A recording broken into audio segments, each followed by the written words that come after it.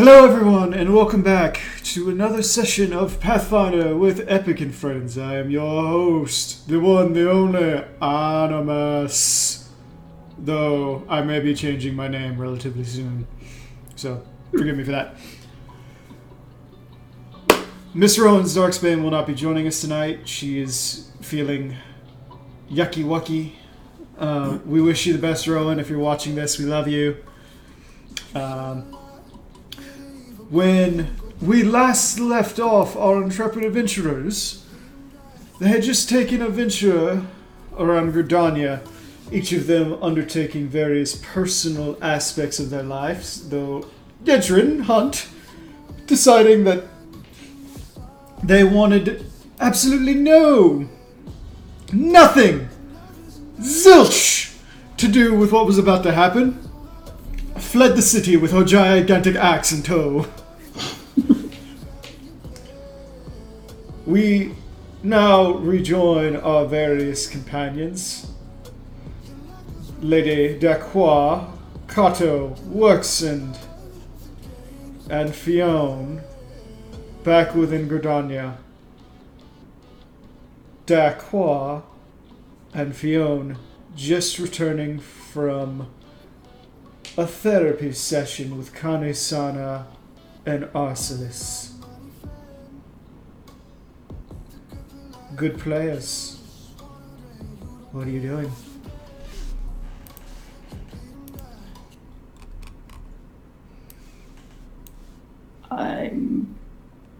I guess I'm walking in with Fiona wherever she's going. A little Fiona had actually come in early ahead of Dak and just immediately left to her room.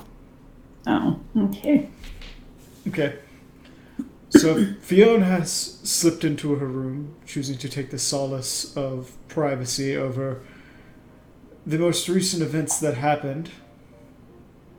Worksend, I will say at this point you have regained one of your lost status points since you were in the city. Whoa. How many more do you got to go there, buddy? A lot. Let's put it this way. I was at a negative 13. So you're at a negative 12. Total? Jeez. What does that put your strength at? A 4. Oh, sweet child. So much weaker than Dak. Oh, yeah. Actually, I'm wondering if I did that right because that belt was a +4, so actually should only be a -2. Yeah, I should definitely be a -2. I did not account for the belt. Eh. Well, I guess since it's off, I can... So you're at what? No. You're at 6? -6 for strength and -6 for con. Okay, where does that put you? What is your score? For total, 4 and 10, respectively. So you have 10 con and 4 strength right now? Yep. Gross. Why is your strength so low? Because it's also exhausted. Oh, that's right. Which I can probably take off getting some good night's rest. Yeah, I'd say you can take off exhausted now. You're not... You're mentally back together and you've slept. You're just hurt. So now we're at 10 and 10. Okay. Works with all the healing that you've been receiving, the food that you've been drinking, and everything else that comes along with it. Your muscles have kind of pulled back into place, and you're not 100% by any stretch of the imagination. You're not sure you'll ever get back to there. But you can at least get up and move around on your own. Okay, so I'm not bedridden anymore? No, you can literally pull your own weight now. Oh, good. Though walking around with all your gear would probably still be a problem. No, I'm still just in, like, plain clothes. Yeah. Okay. So I'm probably going to just get up and go downstairs for food. also, hi, Yoshi P.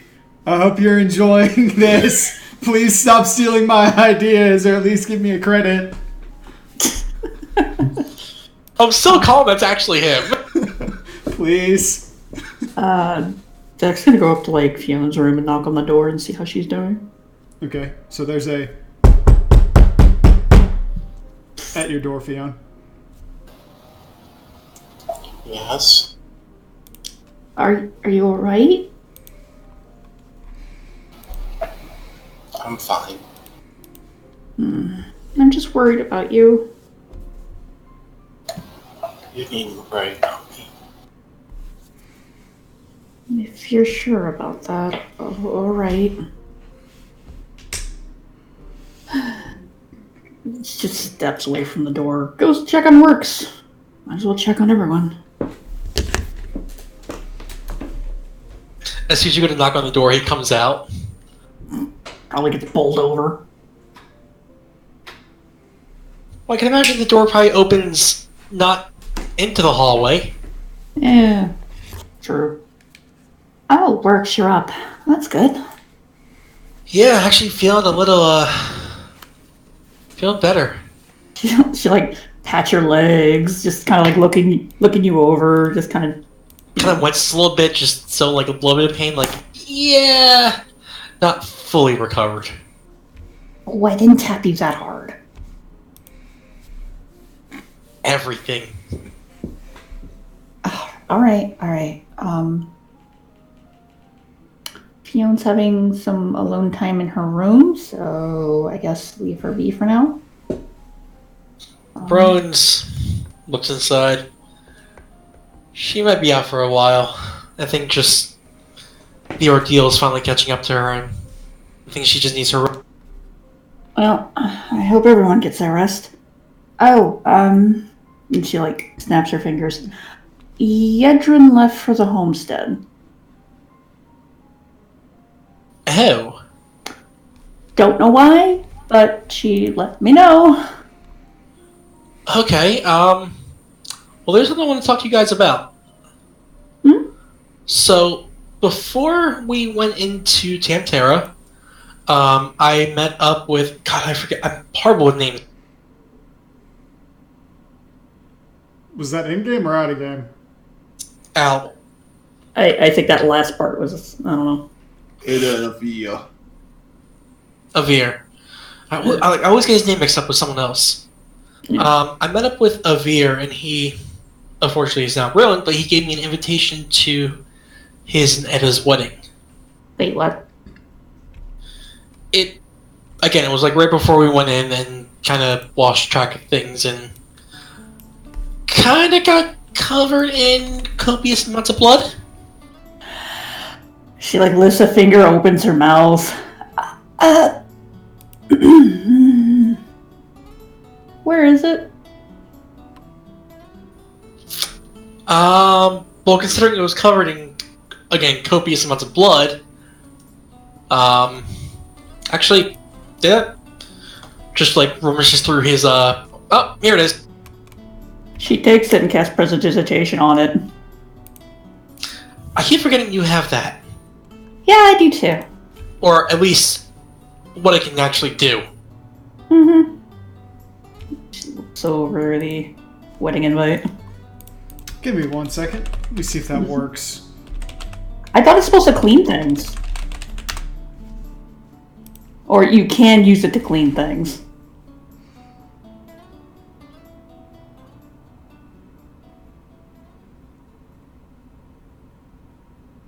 It might be a little weird. It might be a little weird because the blood might be dried at this point. I don't know. Maybe. It's like it can I color know clean. it would take the blood out, but if the blood is seeped in enough to change the composition of the letter's ink, would it just remove the blood? Now you have a blank piece of parchment, Maybe. or for the sake of it, I'm gonna look up rest or I forget what the other fixed item spell would be. Make halt. Make whole. Yeah. Let's check this level 2. You know what? Because it's just a letter and you're basically unsoiling it. I will say yes, you pull the blood out and it forms into this little ball that floats in the air for a second before it just drops to the floor. Ew. And you can look down and read the letter now. Okay. She looks down, reads the letter. Where is this going to be? You parse through the letter and it tells you that the wedding was supposed to occur yesterday. You're more or less sure that they probably postponed it, considering everything that happened. But otherwise, you read that it is an early evening wedding scheduled to go into the night, and it will be taking place at the Sanctum of the 12. This was supposed to be yesterday. I have no way of contacting them. Do you? Unless we run into them by sheer coincidence? No. Lovely. I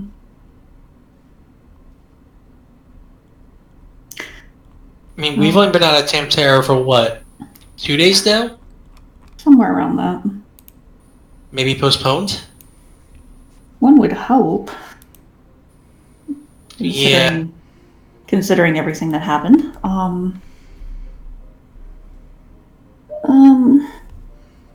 Pretty sure I could just send a post. Maybe they'll get it in time. I don't. I'll see what I can do. I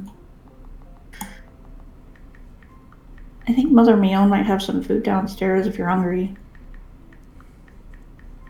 I feel like I need a chocobo Please don't. expression. I know. Well, I'm gonna go check on Kato because I'm apparently going and checking on everyone. So take care, Worksend. You too. Don't, run yourself ragged for... Oh, you know I will. I know, and I'm still going to tell you anyone has to do it. Mm-hmm. Knocks on Kato's door. Kato! Just opens the door with a book in his hand. One of the books he got from Ampor. Yeah? Was it one of the astrology books? Yeah. So, how are you doing? Everyone else seems to be having issues. Other than the hammer whispering to me on occasion, She just kind of stares up at Kato wide-eyed at that, like, really? More weird shit. Why is she surprised? Are you honestly surprised by that? I got it out of the coffin of a dead guy. Yeah, I don't know. I'm still weirded out at the thought of weapons talking to people. I mean, we have other stuff happening than people talk, and she uses air quotes, and people talking to us. I mean, Pam's weapon talks to her. I know. That it's like, I just imagine Bahamut like hears it, it's like, that's very hurtful. Just all the voices in people's heads like, how dare you? We have feelings too. Honestly, it's just a catch-all. People. Can't just go dragon spirits, demons. Oh my. Whatever the hell is in Yedrin. If we listed everything that's inside of us, we would be here for an hour. Yeah. Anyway, sorry to disturb you. What do you have there anyway? I mean, one of the books from Yondapur. Can't really read it much, but I'm looking at the pictures.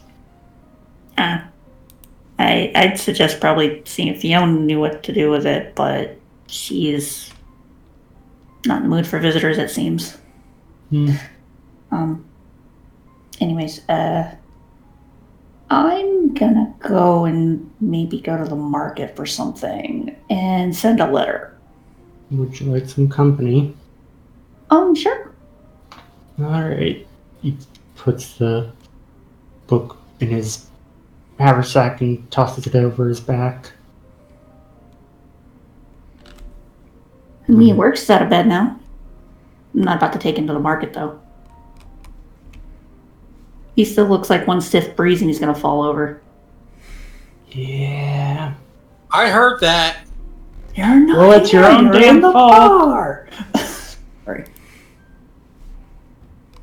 And just heads down. Okay, so Otto's going follow.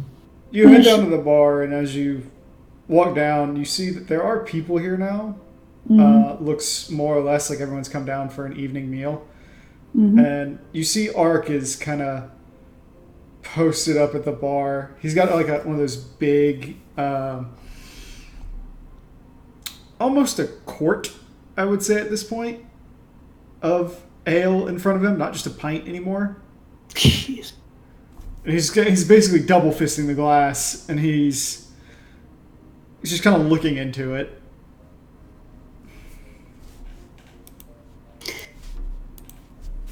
Dak cannot resist her urges to meddle.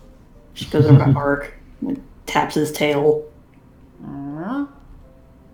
You alright? I don't usually see you with that much ale. Excuse me. He goes, oh, just, thinking.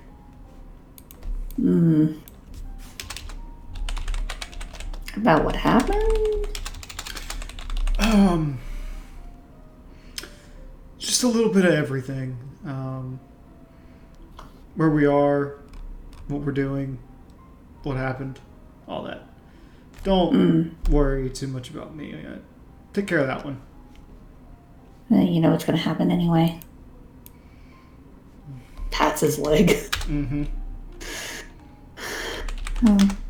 gonna go to the market and send a message out to Avir. Anyways, take care. All right. If you need anything, let me know. He just nods. So, sighs and leaves. First order of business is going to go send a letter.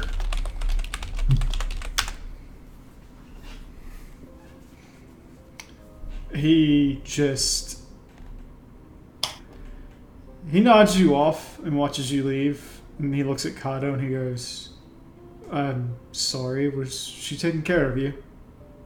No, I'm just going with her. Don't let me keep you. Follows after her. Dak, you head over to the market. Doesn't take you long to find one of the little delivery boxes out there. You and Kato look around. You see people are kind of making their way out of the stalls. A lot of places are closing down for the night, it looks like, even though it's relatively early. But it seems a lot of them are like cutting their losses. The markets aren't busy. What few people that you do see just seem to be window shopping, taking things in, or you see like a couple of people. It's like it's obvious they're coming out of whatever work hours that they had, and are just picking up little things that they might need. Otherwise, like you said, you end up right at the little box where you would leave letters. I can't help but imagine it's painted like a Moogle. It's white with little pink ears on it. Oh gosh. Okay. Jack takes out like a Actually, piece a of. Moogle in here.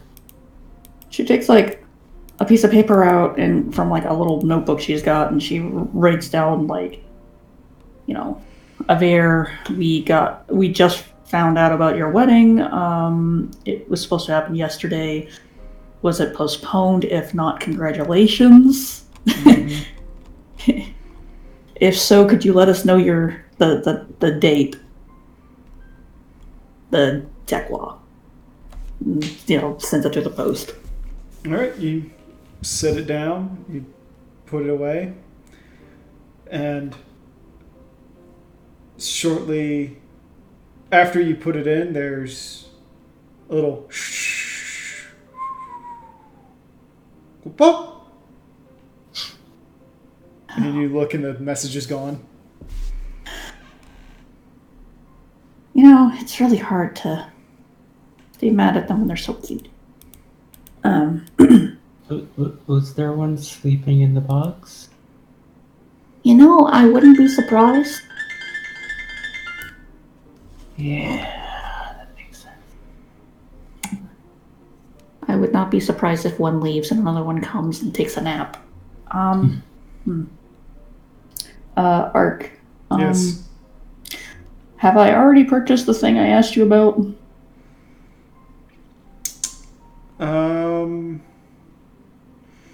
Up to you. Yeah. I'm gonna say I'd already talked to my old teacher about it and probably just heading out to where she pointed it out. Okay. Before I forget, pulls out the gloves from his bag and passes them to Tart. Oh? These don't are need the them? gloves from back that I got back in Ul'dah, the healing gloves. Oh, those will come in handy. Yeah, I can't really wear them anymore with the gauntlets, but Mm-hmm. you're probably gonna get more use out of them. Well, I will look into dealing with them later. And she puts them in her bag. Just pass me the item info later. She just walks off with Kato to the shop, hoping it's still open. Okay. So as you pass through the markets and start heading to the location that your teacher told you about, you basically walk along for 20 minutes, passing by the various empty stalls until you find the first set of stairs heading up to the second level. And you climb, and no one really says anything to you, and then you keep ascending. You pass up to the third level.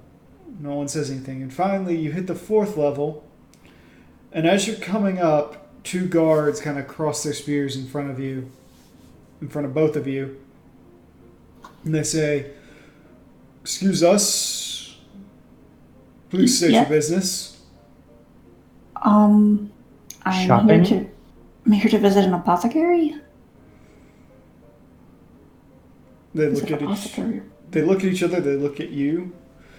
You can see the one guy is this big, burly man, probably late 40s, huge, thick, black beard, Ellison, hair kind of tied back in cornrows. And he goes, and just kind of narrows his eyes at the two of you. And then you see the other woman beside him, a female Ellison, pale-skinned, hair tied back in a ponytail, bright red. She just looks at him. They both look back at you. Both of them fairly muscular. They kind of pull aside for a second, and they go. They're squinting at you. They're going. And they look up at Kato and they squint at him and they go, "Agents of Mayhem?" Yes. Oh, please, head right in. We can't We're escape it, Kato. we're so sorry. Oh no, it's fine.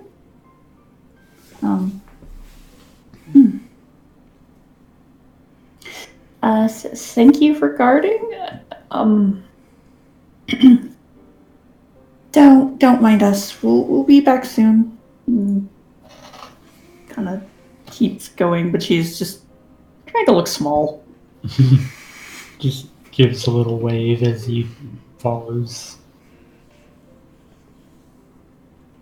All right, the two of you enter and keep walking several feet through. And as you pass all the way through the gate, you take a slight turn, heading down the leftmost path, walking. And you can see the streets up here are far more active than they were down below. Mm-hmm. You see a lot of hoity-toity types wandering about, people who don't leave the house with, walking around money.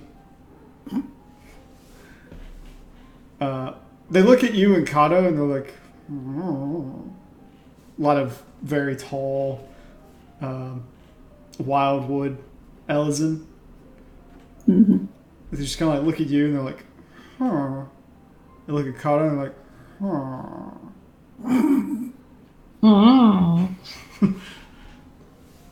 They continue onward. And after finally walking for a full 40 minutes, you find yourselves stopped in front of a small, almost humble looking brewery of sorts. You see faint billows of various colored smokes coming out the back end, and you can see what appear to be 7 or 8 boilers just kind of going. Little glass domes on the side of the hut full of liquid that is boiling, and connected to these other pipes are spitting out this pink, purple, and blue, and green smoke out the side of it, and you hear pew, pew, pew, pew. I can't do it.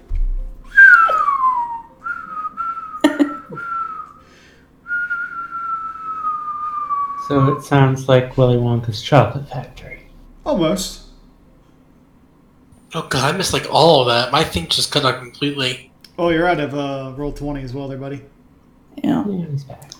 And as you walk over to it, you see the sign that reads Bernie Buns Imperium of Mystical Concoctions and Confectionaries. She kind of sits. She kind of stands there, just kind of like looks at the building and then the sign, and then kind of looks back to like all the other places around here, and just she looks up at Kato and is like, "The place looks humble. The name does not."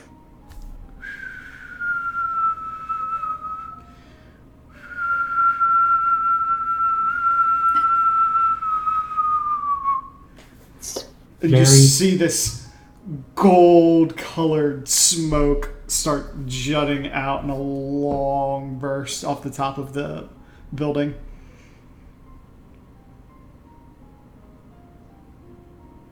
Never mind what I said by humble. Let's go in. Yeah, just opens the door for her. Thank you.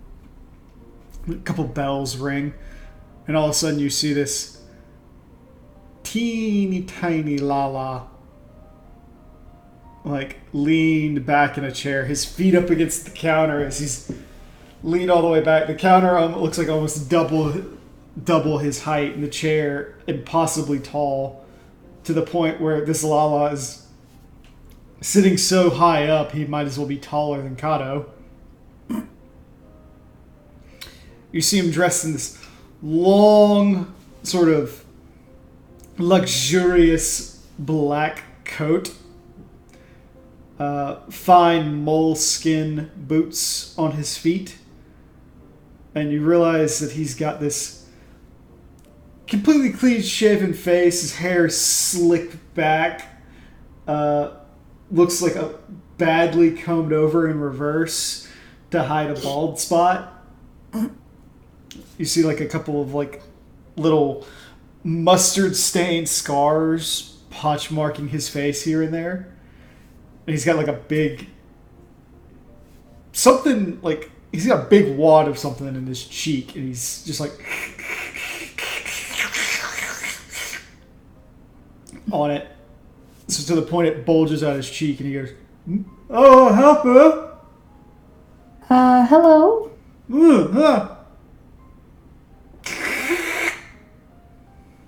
I'm sorry, I didn't understand that.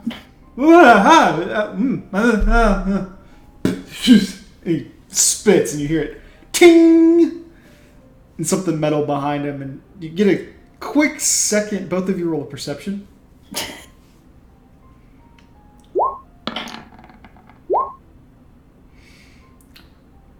Just because you get both of you get like a split second to watch it, and it looks like this faint circular item with his spit and strands of it coming off in pink and purple and red. It goes right into the thing. He goes, "Yeah, how can I help you?" Oh, hi. I was hoping you might have a certain elixir that I'm looking for. We got all sorts of elixirs here. We got lemon lime. We got cola. We've got blueberry and boysenberry, rolling berry. It's like the more he talks, like the more her head just kind of tilts in confusion, like a dog would. You're actually talking about alchemical creations. Yes. I do make those and sell them pretty often. What was the particular elixir that you were looking for? It's a it's called a Fantasia. Oh. It kind of like narrows his eyes at you. She just kind of seems to like shrink a little bit. Yeah. Why in a Fantasia? I mean, the usual reasons someone would want a Fantasia. Yeah, fair enough. Yeah, I got one in stock. Nobody, people come who want to buy them, but Gordania doesn't let me make them too often. So, they like to keep tabs on people. Mm-hmm. Do I have to sign paperwork for it so they know who bought it or something? No, not really. No more than I gotta, keep record of whoever buys something. All right. I just keep receipt. Okay. How much would it be? For that one, it'd be about 6,000. 6,000? Yeah. I can do 6,000. Yeah. Okay. Can I get you anything, big man? I'm okay. Here goes. We got chocolates and bonbons and jawbreakers. No, I'm good. I'm just accompanying my friend. He goes, okay. Hops down, kind of waddles into the back as Lalas do. And he comes back with this ornate crystal flower glass that's corked and popped up, and you see him climb back into his chair like it's a ladder, flop down and set it on top of the counter, and he goes, "Okay, mon fantasia, how?"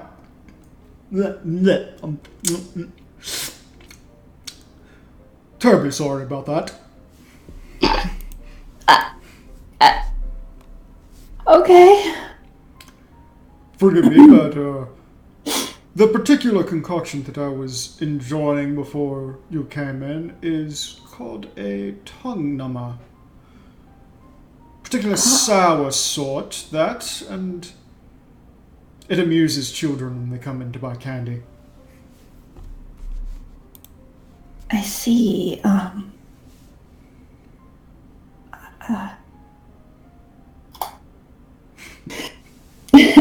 Sorry, it's a very much a change from what you sounded like. You said 6,000, right? Indeed. She kind of goes over to the counter, and I'm guessing the counter is much taller than she is. Yes. Kinda looks up But at the counter. you do look, it like forms a slide to the side until it's basically only coming up to like your waist. Toddles over to that side. You see him, he just kind of takes one big step out of his chair, puts a foot down, and then slides down it into another seat behind it. And then basically swivel chairs around to be looking at you. Well, she gets her guild pouch out. All right, 6,000. Starts taking coins out. He just watches, you just see him like mentally counting them.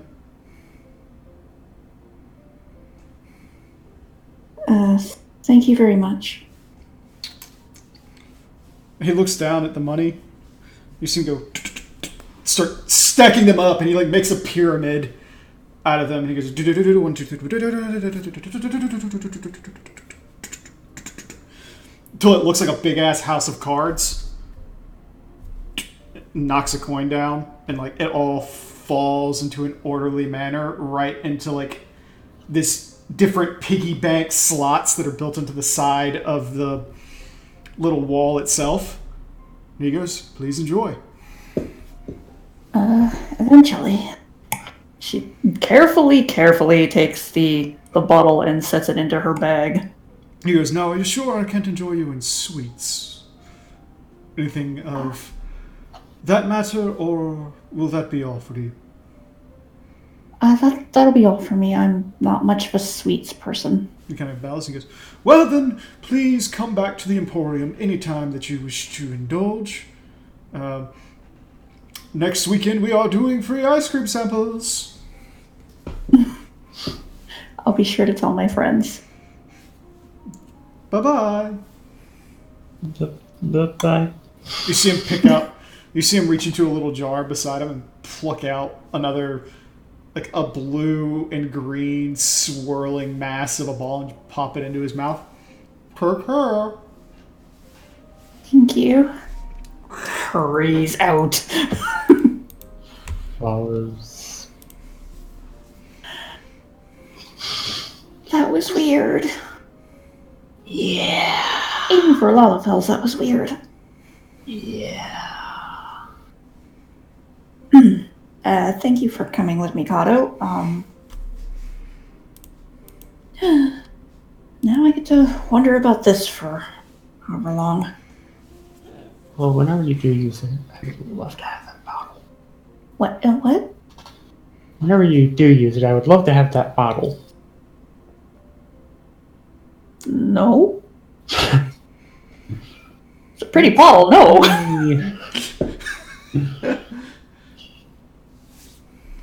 If I use it, it's going to be decoration in my house. Well, that's all I had to do. And now I get to worry and fret over my decisions. Well, just another day of the week. I'm gonna go back to the canopy. If you're gonna go, that's fine. Then start scampering off. Just follows and easily keeps pace at just a walking pace. This is why I want the Fantasia. Well, you guys are coming back down, Fionn. Yes. There's another at your door. Yes. Do you open the door, or are you just talking through it? Just talking through it. He goes, you just hear, "Hey, it's Arcelis. Can I talk to you for a minute?"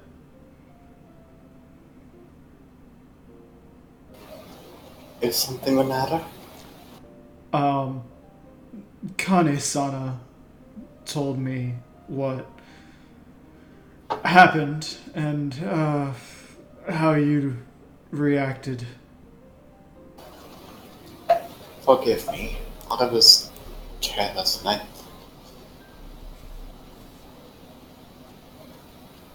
didn't mean to sear Animal's feelings like that. He goes, No, I don't mind. Honestly, it's... With our conditions, it would have only been a matter of time before it happened anyway. It was more... She said that your own emotions became clouded and concerning. I was just coming to make sure you were all right.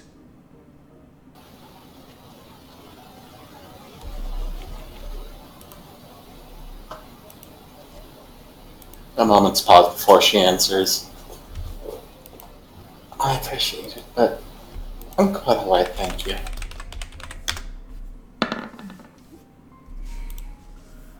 He takes a moment and goes, very well then. Pray forgive me the intrusion. And he turns and walks off.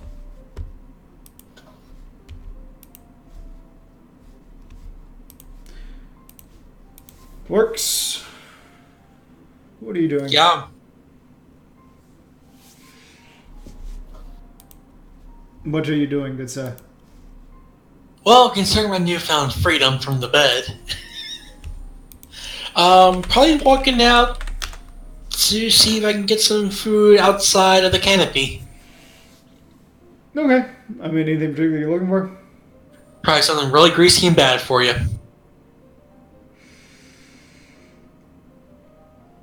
Okay.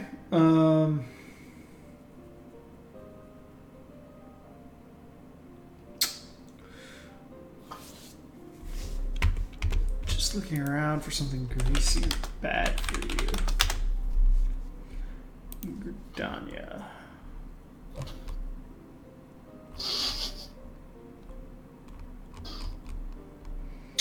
Possum on a stick.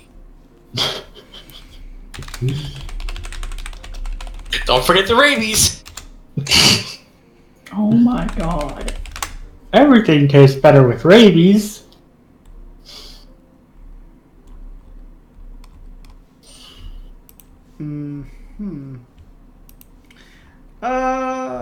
Works. Yes. Roll a diplomacy real quick. Ah, fuck. Just go to the Undercroft. That's bound to be where you'll find that kind of stuff.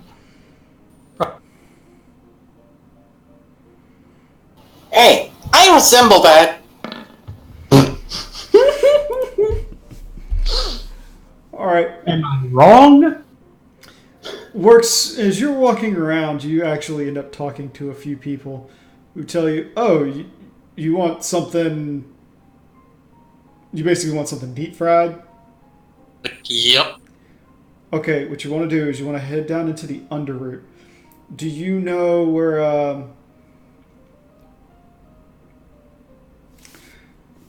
Oh, God. Do either of you remember what I named named that tavern where you got the experience? The CD bar. Yeah, the CD bar. It's like, If you know where the CD bar is, you want to walk past it about a block and a half, and then you want to hang a right. And you'll find this little open air restaurant. You want to walk in, and you want to ask for the aristocrat slapper. Okay, CD bar, block and a half. Ask for the aristocrat slapper. Yes. Gotcha. Thank you. No problem.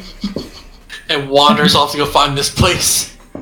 You walk down, and because you've been to the CD bar, you pass right by it, and you keep walking. And as you get down, you see this little open air market, and you can smell grease and burgers, like meat patties. You can hear it sizzling on some hot grill behind the counter.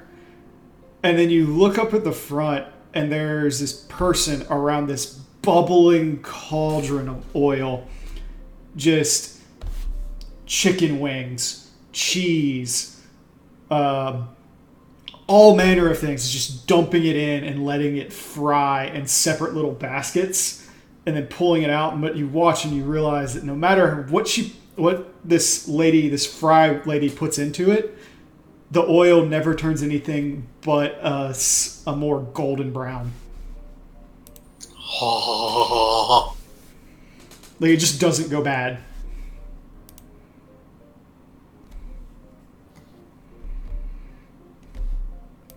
And you look at her, and she's basically... You're looking at this woman, it's like, she's got to be like this 80-year-old grandma, little bun tied in the back of her head, her hair's all white, like a couple... like Japanese needles going through the back of it and holding it steady. Her ears are pierced with like these little flowers all the way along the entire ridge of the ear. And this is definitely a dusk white Ellison. So there's a lot of them. And you see she's wearing this huge apron with the sleeves rolled up. And she looks up at you and she goes, "Can I help you?" Yes, I was told to get the aristocrat slapper. She looks at you, and then she smiles, and she's got this gigantic gummy grin. You can see she's only got like 4 teeth. And she goes, "Oh, did you?" Sit right down. Just takes it. Good. And the moment you sit down, she pulls out 8 whole potatoes. And then pulls out this like drill, like handheld drill thing. That she just starts twirling them in and makes these huge spiral cuts of potatoes until it fills up like a full lunch tray. Sits down, coats them in all these different spices, throwing it on, making sure it's nice and heavy, and then sprinkles in some breadcrumbs to kind of jot around it as she's mixing it together with an egg wash. And then there's just this huge vat she pulls out from a little container, and she dunks all of this potato into it, pulls it back out, and the viscosity of this is such it drips very slowly, almost like you're ripping a mozzarella stick in half. Throws it right into the fryer. Next thing you know, she's pulling out these big shanks of raptor wings. Like, each of these wings is probably the full size of your hand. She grabs 12 of them. Sits down, batters them, gets them nice and ready. She goes, "Do you want it hot?" Like spicy hot? And you see the entire, like, everyone that's sitting around this place, and this place is packed, looks at you and says, "You want it hot!" Yeah. And then He goes, she just smiles, and you watch her pull out like this jug of maple syrup, pouring it down into a small like bowl, and then she pulls out this nondescript glass jar of this brown red sauce and just drops the entirety of it into this maple syrup mixture.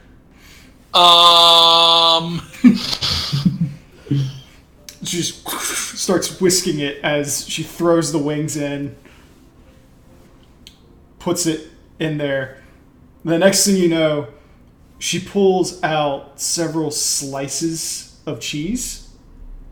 Like, these are like long rectangular prisms of cheese. And I would like you to roll a perception.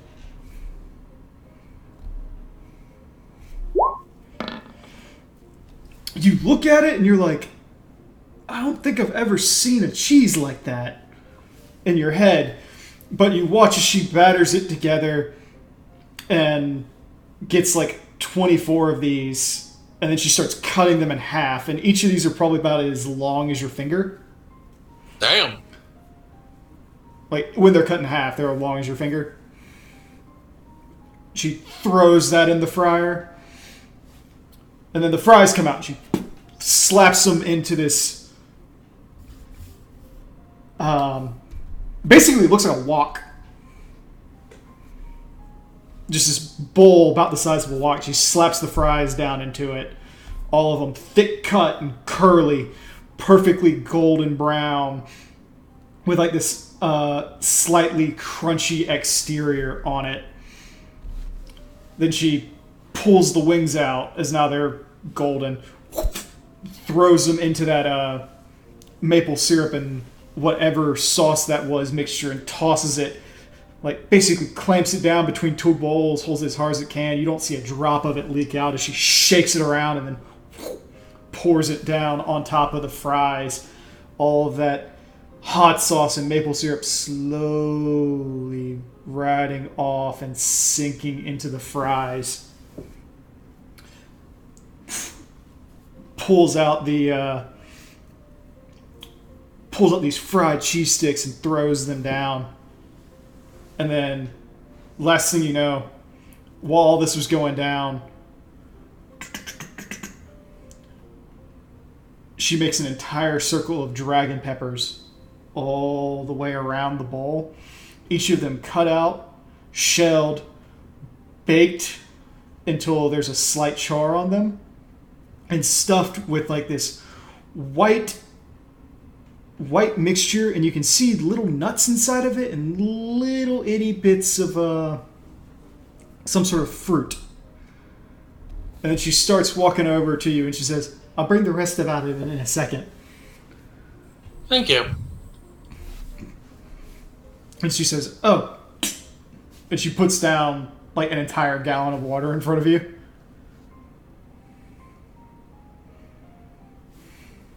Just looks at her like, just gives that look like you're telling me I'm going to need this whole thing. Oh no, I'm just putting the water down in front of you. At which point she goes, oh, there's the rest of your order. Turns around, and as she pulls it out, you just see this entire... If you've ever been to a Renaissance fair, you know about the giant turkey legs. Yep. She comes back and she brings out this turkey leg, like what you would assume is a turkey leg, deep fried. It's a dodo leg.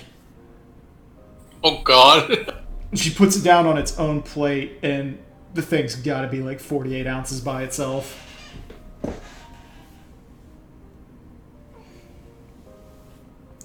There you are, dearie. I hope you enjoy. Thanks. And she walks like, just take a giant bite into it. Into what? The dodo, What was that? The dodo, the fries, the cheese, the peppers, or the wings. First the cheese. You take one bite of the cheese, and as you bite down, your teeth kind of struggle to go through it because of the texture, and you pull back, and it stretches almost the full length of your arm before the cheese finally snaps. And as it does so, you have to kind of like slurp it up like a noodle, and you get this explosive, nutty cheese flavor, like mozzarella times 20, rolling in. And as you kind of like letting it sit in your mouth, all the external heat of it kind of like makes a little steam come out of your nostrils. The coating on it is crisp and perfect in every ounce of the word. The breadcrumbs kind of flake away very slightly to your bite, and you get this taste of like almost like a whiskey batter over this cheese. And the cheese itself continues to spread, and then it melts as the steam kind of rolls into your mouth, coating your entire tongue.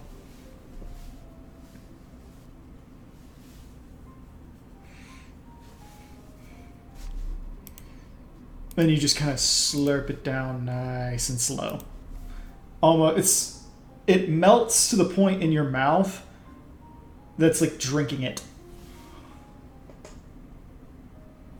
Just lets out like a, oh, so good. So you just hear, you just watch as steam comes out of your mouth.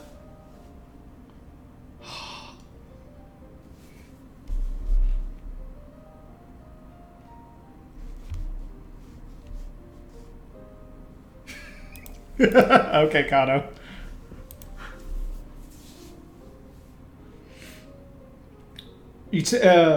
To your surprise, you pick up one of the wings, and it's got this very mild burn to it. It's actually not that hot as you start to eat it, and you chew through it, and it comes off and it rips easy, almost like fall off the bone tender with the fry. It's still that perfect crunch, but mixed with a soft interior. And as you pull it away and you chew through it, you just get this nice warmth. And you get through like two of the wings, and you're like, as the hot sauce hits you, and you realize it's all on the back end. Oh, I love that kind. So you get that sweet, like, mapley taste on the front, like a almost not quite teriyaki, but getting pretty close to it. And you get this slight pepperiness, the salt of the fry, and the various spices that she rolled these raptor wings in. And as you let it slide down your throat, you catch the heat, and it's pleasant at first. It's this little brief tingle, like, oh, there's the heat. And then you get through your second one, you're like, oh, there's the heat. As it kind of almost gets blistery, and you can feel your face start to turn a little red.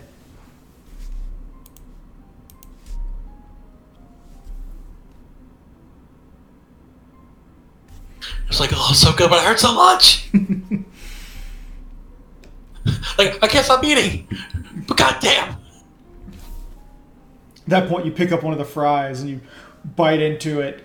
And unlike most fries that have that little limpness to it when you get it, and all that, these are like almost biting into a potato chip, but with with a softer inside, making it, you can actually chew these things.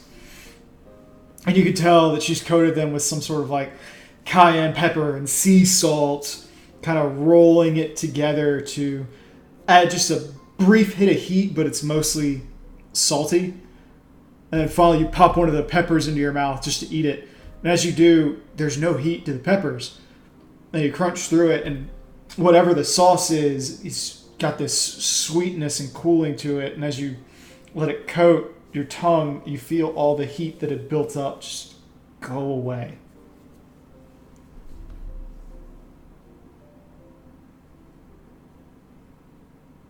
Sitting there just like, oh my god, this is the greatest thing I've ever eaten. And like you can feel your arteries like clogging as you're eating this stuff. It's like you look down at like the parchment that they put down to cover the bowl, and you see the grease just seeping into it, and you're like, I don't give a shit.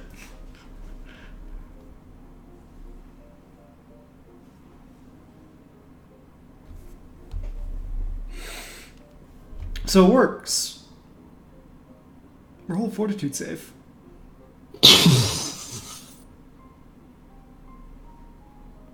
Should have seen that come.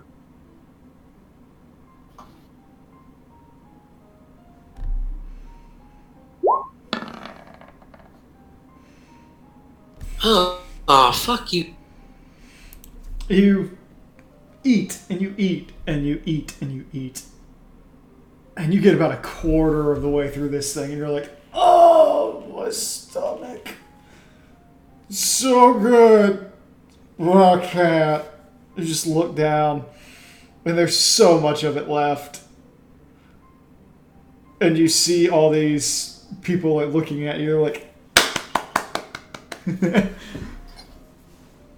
you look around the room and you see like there's this one woman who she's got basically she's a plate in front of her with a bread bowl on it, and then you can look and you get a little closer look and you realize that she's got a mushroom bowl inside of the bread bowl, and it's filled to the brim with this thick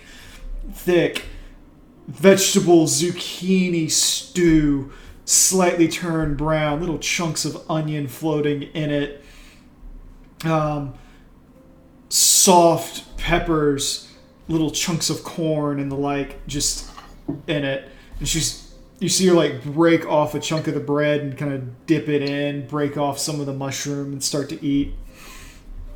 You look over to your other side and you see this other guy who's basically sitting there, and he's got like a whole roast suckling pig in front of him turned completely crisply caramelized gold, little apple shoved into its mouth like you might see in the cartoons, surrounded by this romaine lettuce salad all the way around it. And you watch him kind of cut into the side of this pig, and the skin crisp as the knife slides through it, and all the fat starts to roll down, butter and internal juices sliding off the side of it. The inside, that slightly off pink of pulled pork, getting ready to go into this almost white gravy looking sauce that he has prepared on the side.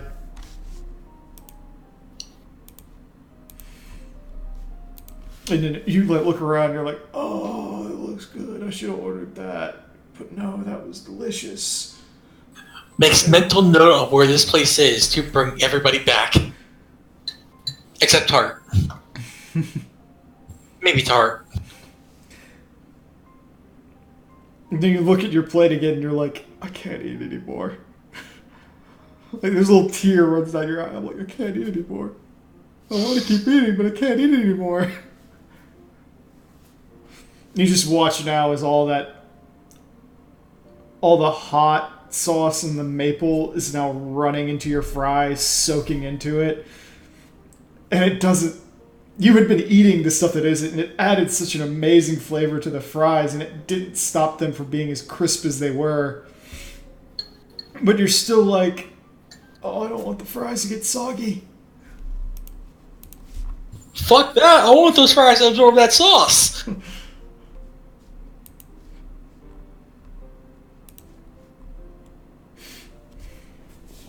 So what do? Works? Your stomach feels like it's about to explode, and you're like looking down at this stuff, and you're like, oh. The real me says keep on eating it. But that's the me. Works probably just like, I need to find a way I can get this to go. By this point, Works, you're probably guesstimating that you've probably eaten like 2 pounds of food. God damn. So you're like, you actually, like, your stomach is actually showing. You're a little bloated. You're like, oh. Yeah, I need to get this to go. The lady goes, I'm sorry, dear, but Do you order it, you eat it here, or we take it to the back.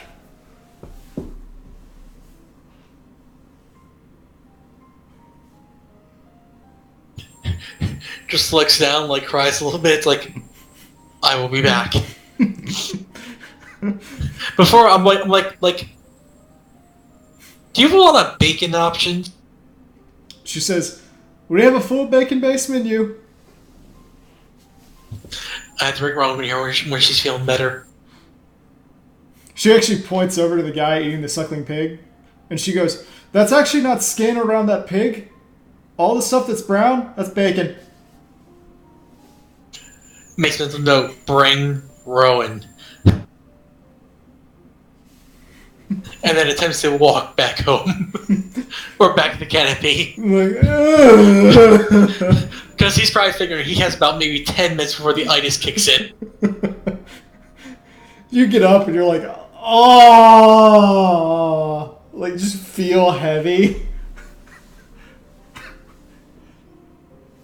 I'm just kind of like, so worth it. you have to actually like, hold your stomach almost like you would a baby. You're like, oh. Works and gains the heavy status effect. Works gains the happily bloated stat. What are you talking about? All right, Works. You make it back to the canopy. Fiona's still locked up in her room. Dak and Kato have made it back at this point. Rowan has more or less decided that she's fine just hanging out by herself, seeing that you're moving around. Said she needed time to think. Cam is getting drunk. I'm assuming Okay. Cam and Ark are drinking together. Well, she wanted to get drunk, but she's just kind of staring at her glass. She hasn't actually had any of it yet. Okay.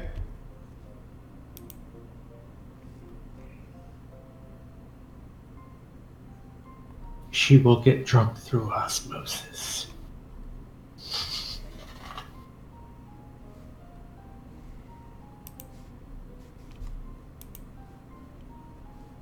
Just looks over at Works and his bloated stomach.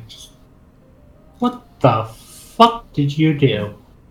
Did you make another pact with Bahamut? I lived. I don't even want to know. She just goes over towards Ark and Cam. He did something dumb. That's all we need to know. Okay, there was no pacts. There was no magic bullshit. Although whatever the hell she put into that into that cauldron had to be magic. Because goddamn, Raptor don't taste that good now. You've had Raptor before? It's called marinating or brining. Okay, Camilla, what are you rolling knowledge on? She's trying to identify just what/who Works is talking about. She's eaten there enough times to know that she's talking about Lady Goodwin's kitchen. She knows well enough what happened, why he looks so satisfied, and now she's got a craving for the double roll and berry cheesecake they have on Sundays. He went to good ones.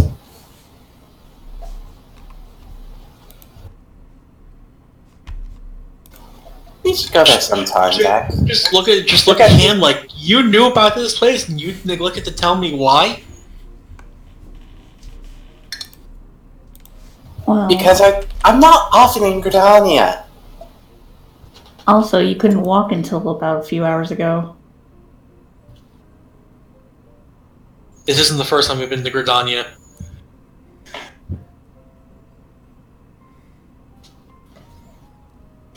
And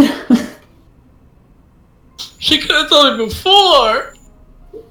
to be fair, last few times we were in Gridania, we ended up going to the seedy bar.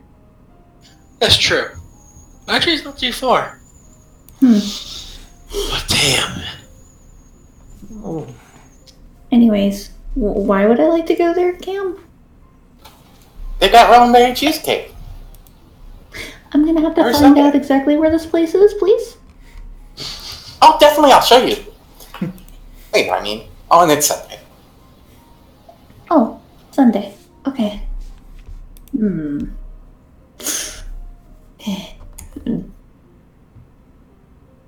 Just kind of climbs up into a chair if there's one nearby them. There are a couple. They're just. She and Ark are like sitting basically beside each other. You look over at his glass and you see that he's probably taken about 3/4 of it out at this point. Hmm. Do you guys have fun while we were out? He goes, just had a drink, sat around, thought about what's happening. Ah, I tried apologizing to Fionn, but she... Well, she did say she accepted the apology. She was locked in a room. yeah. He went through some bad stuff. Oh, thank the 12. I thought it was something I did. No, she refused me as well. Third, Okay, then that makes me feel a little better, but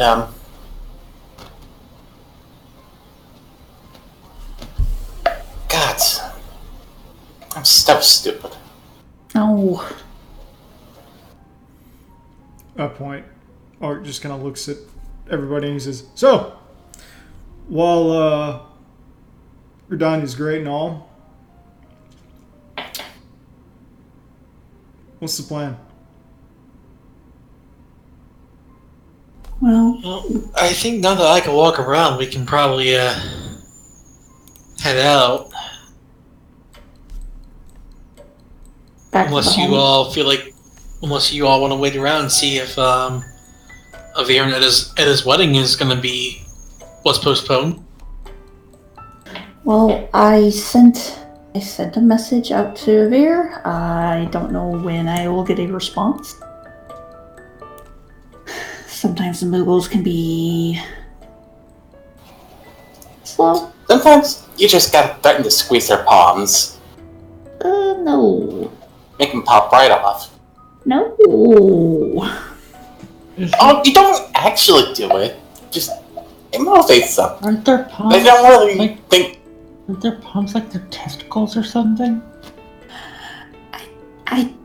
She puts a hand in her head. I didn't want to think of anything like that. That is gross. Ark finishes off his drink and he's like, yeah, I didn't want to think about that either. I mean, we can go back to the homestead. We do have a few jobs we could do if we wanted to. I'm a little unsure about having Works doing anything. Yeah, there's still the matter of the ruins in Olda. Mm-hmm. But I mean, given everything that's happened, will you all be okay? I would honestly love to go back to the homestead. There's a few things I need to talk to Date about.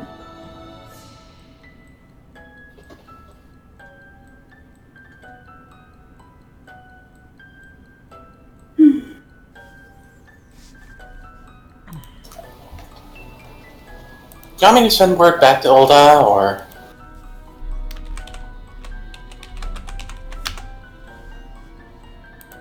About how long do you think it'd be until your fighting shape works? Fighting shape? Hard to tell. Hmm. I mean, it'll probably take us, what, 3 or 4 days to get back to the homestead? Somewhere around that.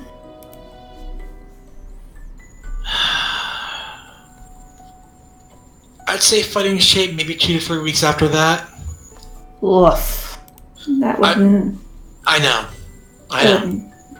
It Just would not be Kato just reaches Europa. over and just puts his palm on Orcs' face, pretty much covering his entire face, and just slides it down, casting Restoration.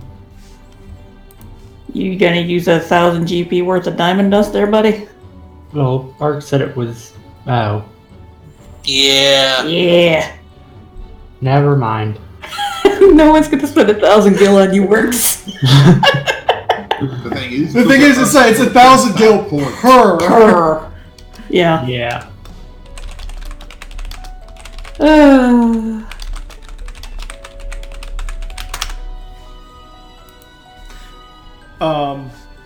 So yeah. Art goes. So you guys want to head back to the homestead, right? I'd like to, but if enough of us wanted to go to Ul'dah, Well, we should probably go back to the homestead and regroup with Hunt. Please. Look, if you guys want to go to the tunnels, I can stay behind. If you stay behind, you're not getting any loot, so...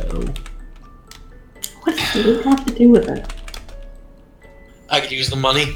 Yeah, that's fair.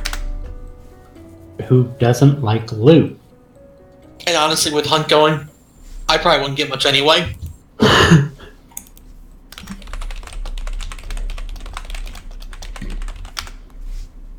Dak just props her elbows up on the counter and kind of puts her chin in her hands.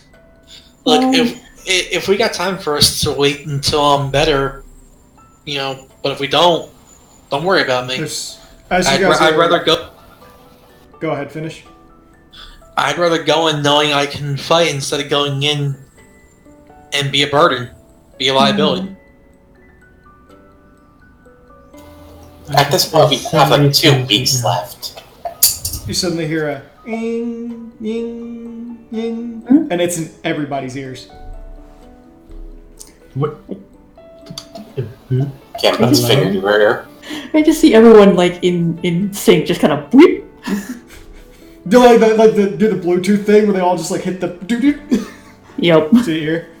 And as you do this, you hear this like quiet rancor in the background, and you hear Date's voice go, hey everybody.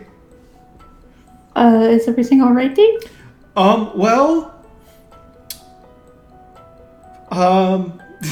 He just starts laughing. You hear like this nervous laughter. And he goes, well, while you guys were out, we had an inundation of customers start coming through. I'm not really sure what's going on. A lot of adventuring types, a lot of merchants, and a lot of other stuff. And, they're kind of camped out here for a moment. A lot of them are looking for work and the whatnot, and I've been supplying them with chores here and there that they can do, and, paying them and the whatnot. And, I hope you all aren't mad at me, but I hired a full staff. I mean, I have the funds for that. If you needed help, that's fine. I'll go through paperwork when I get back. Well, I kind of took care of that. I was just letting you all know that I thought it'd be a cause for celebration for all of you, because tonight's the first night. Pandemonium has no vacancies. What? Wow. That's amazing. We might actually make some money off this. And then there's another small pause, and he goes, and I kind of rented out everybody's beds. I'm not comfortable with that. Neither am I. I have several What? questions. He goes, they were so pushy. What did you all do? He goes, I was so pushy. They were so pushy. I couldn't say no. If you're renting my bed out to a woman, I'm going to kill you. Oh my god. She's Oh, Washkato.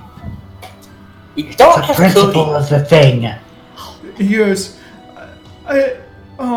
well, I made sure that any funds that come from people sleeping there, will be left to you all. I'm so sorry. There was just so many people, and I started agreeing before I knew how many beds we had gotten through. It's the first time I didn't have an accurate count. I'm so sorry. No, it's okay, Brave. It's fine. Did anyone say why people were suddenly coming to the place? That's a good question. Well, there was a caravan that came through, so they were heading to Ul'dah because a lot of the construction was done, and now Ul'dah is apparently expanding, and they wanted to jump in on that and, set up shops and the whatnot. A lot of adventurers come through the area anyway, and I agreed to let a guy set up a hunt board. Oh dear. Works' face just drops like, oh shit. Oh my god. Date? Yeah. Hunt is on her way home. Is that good or bad? That depends. Which side of the act would you rather be on? Don't threaten him. Well, one, I'm not I threatening am on you. the link shell. Oh yeah. Hi, Hunt. Two, who, as long as he made sure our stuff was secure in our houses, I don't care if I'm getting cut. He goes, That's true. well, the people I hired people to sit in them kind of like bed and breakfasts. And I'm checking in on them, and I did do a thorough count of everything that was in the places, so I don't think anybody's gonna steal anything. And Lavender Mouse and Sophia were helping too, so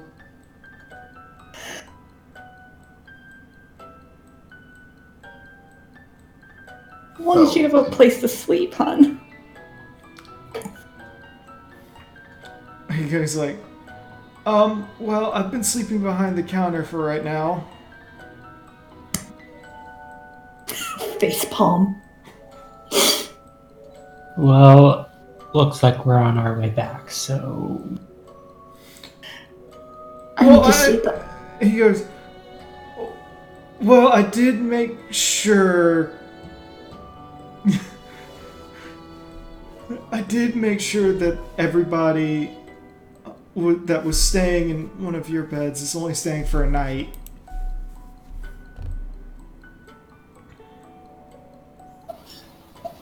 I mean, I'm going to have some trouble finding a place to stay, it sounds like, but still, damn, congratulations. He's like, If you need a place to sleep, Cam, feel free to use mine. I can just camp out.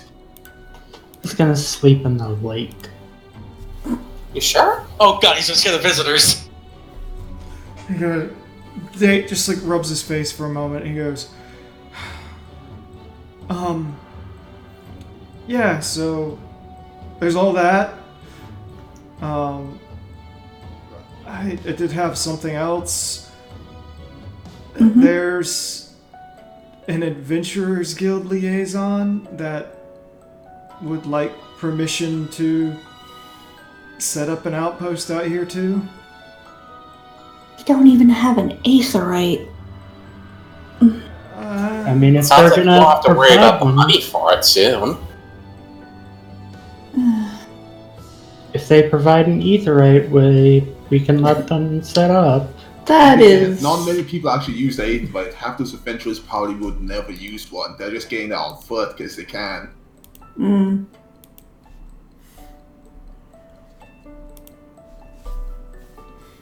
Ay. Date's like, it's up to you guys whether you want to do it or not. the guy did say no pressure. He just said it was an idea that he had. He says a lot of areas don't have them, but he figured because of where we're located, we're like right between Gridania and Apernaeus, he thought it would be convenient. Well, it would be a good idea, I'll say, but do we have the land space, or would it be just getting their own piece of land to stick it on?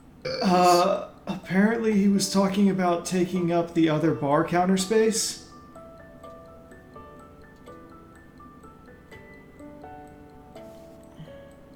Well, if we got the room, I see no reason against it. It'll just mean more business to the place. It just we have to work on expanding to account for all the extra business.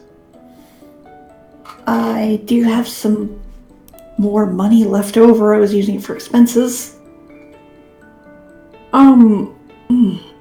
Need to expand the inn. There's suddenly another thing, and he goes, there's a long bit of quiet,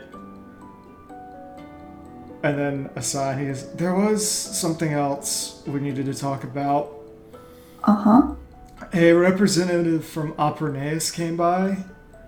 Oh. Apparently you guys made a deal. Mm-hmm. It's coming around the time for me to pay that out. Yep.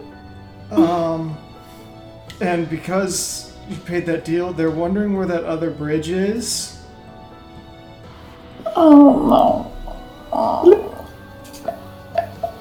The deal was that we were only to enact the other bridge once we started collecting tolls. We've not started collecting tolls yet. Okay, I'll let them know that then. There must have been a misunderstanding. So I'll let them know. Worst case scenario, point me to a good spot. I'll see about getting a log in place at least. I don't think a log would work, Yedrin. We can discuss what I had planned for that. I But think by what it sounds log, like, she means an entire fucking tree. nonetheless, it sounds like we will not have to worry about taking bridge tolls at this point. Mm-hmm. He goes, okay, well, I just wanted to let you all know that, and I miss you all, and safe travels. Miss you too. He goes, alright, bye, love you. Love you. Love you too. Click. Oh. Sounds busy over there, and something I'm gonna have to speed up my plans probably. Mm-hmm. Like, Yeah.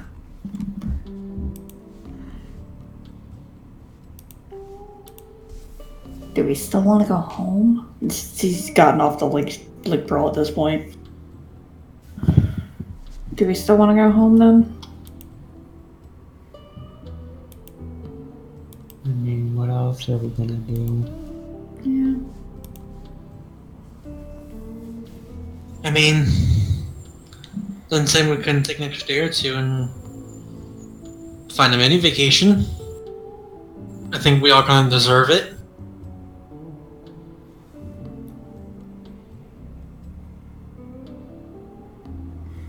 I mean, if that's what you want to do, that's fine. I could start heading home.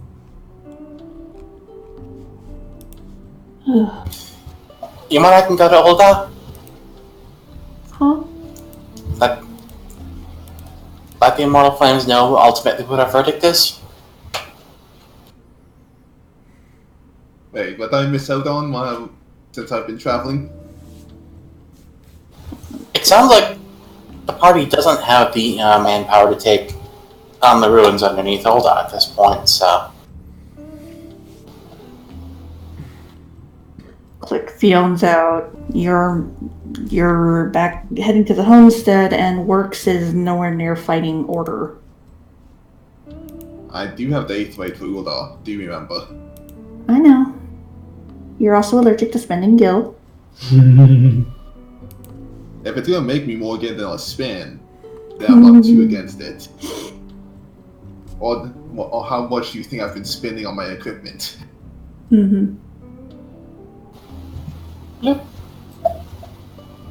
I'm still in fighting mode myself.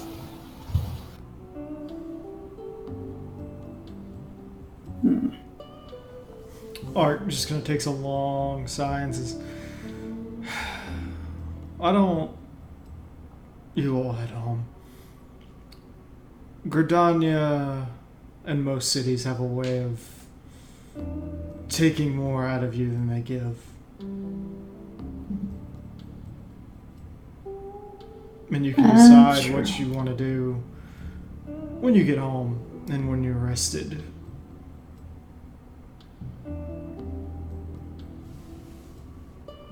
Yeah. Goodness knows we need a rest. I mean, there's time to decide. I'm pretty sure you can. By the time you get home, there'll still be at least a week for us to figure it out and just go over there for your 8th rate. Yeah, you're right. Do we want to stay the night, or do we want to head out soon?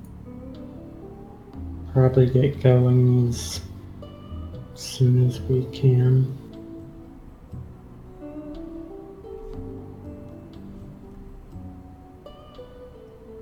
Well,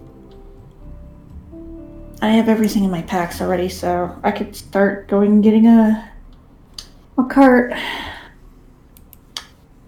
I just need to go grab my gear. Can you even carry your gear? I can at least carry the weapons and some of the armor.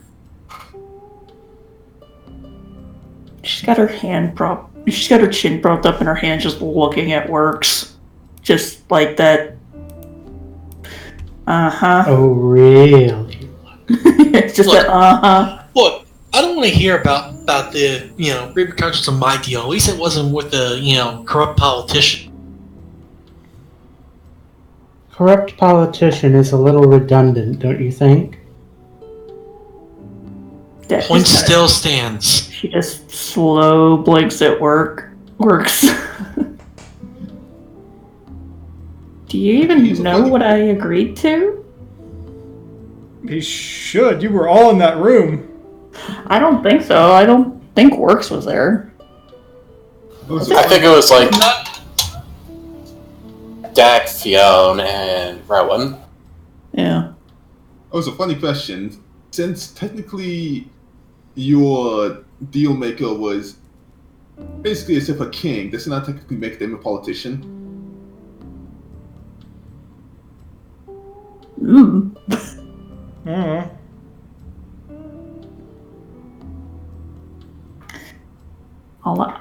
All I really agreed to was to say pleasing words to the populace next time I'm there around their election time.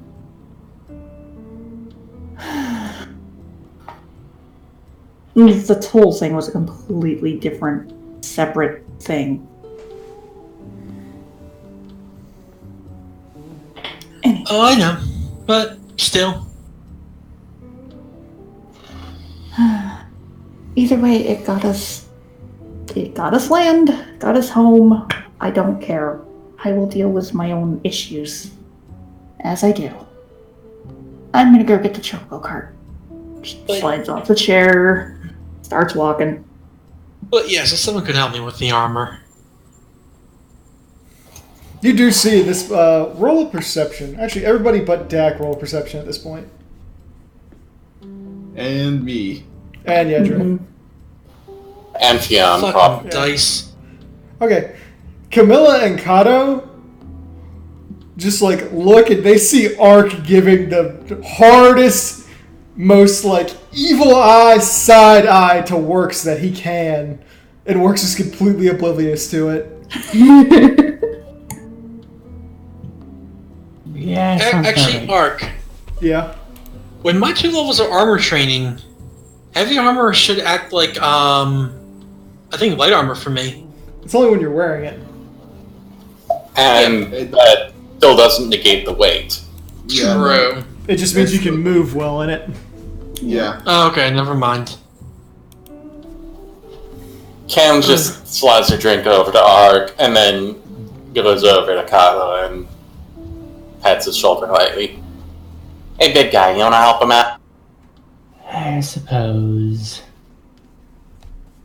I mean, also, side fact, light armor you can sleep in. You see, additionally, Camilla and Connor, you both note Rowan just like face palming as Works like argues with Dak. It's like, no. But she keeps her mouth shut.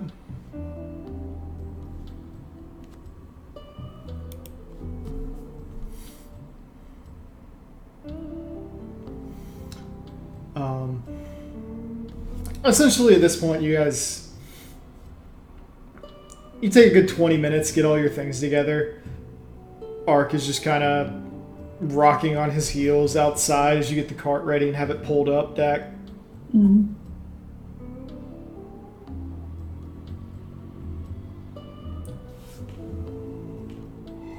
Ready. And she gets it all hitched up, she brings it over, waits for everyone to get in.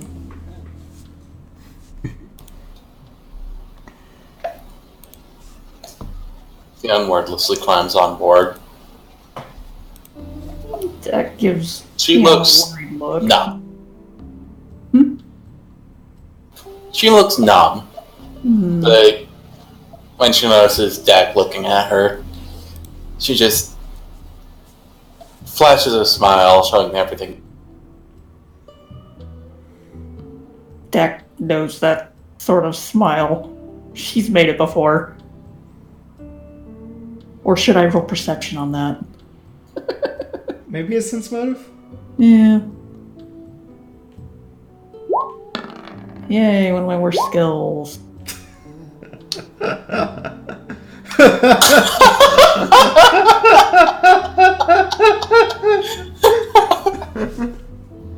Close. Yeah. Very close. Your modifier is fucking bigger. Yeah, no, I have like no sense motive. It's also not a class skill. Also, I mean, I'd probably give Dak +2 circumstance bonus because she knows Fionn too well at this point. So that would actually put it about even. Yeah. Ark looks at you and he just... It's kind of got that, like, really look on his face. It's a worried, really look. Like, Like, are you really okay? he's like got like one eye slightly bigger than the other one. He's like, poor baby. No. But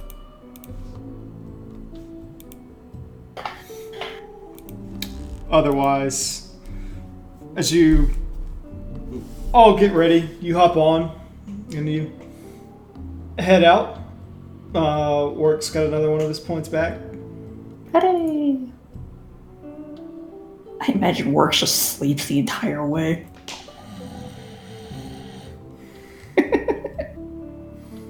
Ark waves you off. Says, "I'll catch up later. Don't worry about me. I got a few more things I got to take care of." Alright, take care. Cam waves as well. Just lifts up a hand, waves. Okay, so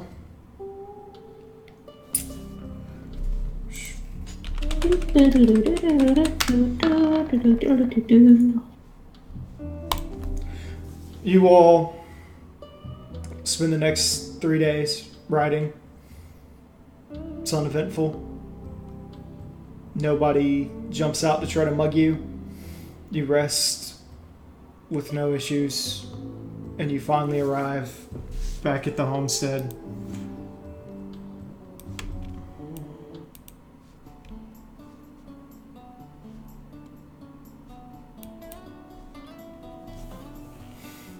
And as you show up, You see that everything is calm and orderly. You see a small crowd of people standing around where your Aetheryte is. A number of small benches kind of pushed around, and they're sitting around talking to each other. Most of them are armed and in gear, kind of laughing. And then you look over at Pandemonium and you see at least like a dozen or so people walking around, just chatting with each other. At least 2 or 3 are cutting firewood, and then you see like another 2 or 3 busybodies like run out of the bakery and bring back like an armful of things, and you see another couple run out of the bar, like coming out with like little plates of food. Just everybody's rushing around.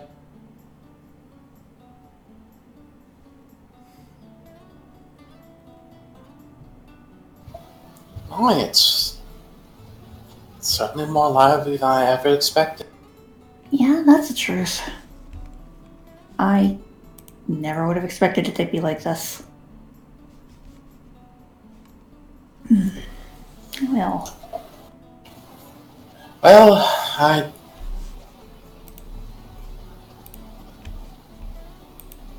did have a sort of hope that we could get something like this, but never quite this much. probably not this soon either. Indeed, it hasn't even been a year since the tournament. No, but that's But creeping Knowing up. the circumstance and us being on a major trade route, Yep.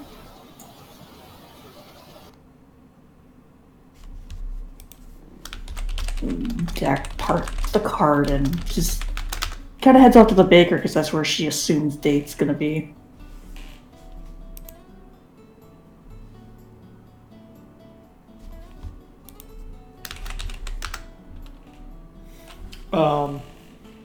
As you run into the bakery, you see the tools are like basically going non-stop, and there's like this small little crowd, a bunch of people like sitting over, and you see about like half a dozen children with their faces up against the glass, like looking at the cupcakes and tarts and the various confectionaries, like, I want that one, I want that one. Just sitting there, like, picking and choosing.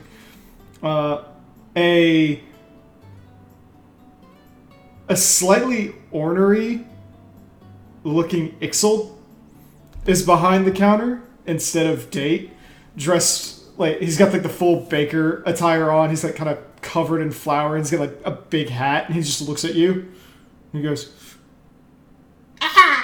like gives a small squawk, and everyone in the place like just draws weapons at him. He's like, Not in my bakery, please. and the Ixel's like, and everyone like puts their weapons down. He goes, hi, I'm Ixwatl. Hello? Date hired me to help. He's like still kind of like shaking from the fact that he's like a dozen weapons trained on him. He's like, anyway, thank you very much for hiring me. I hope to do you proud. He just like bows to you. I'm sure you will. Where is Date? Yeah. He said he went. I believe he's still across the way, manning the counter.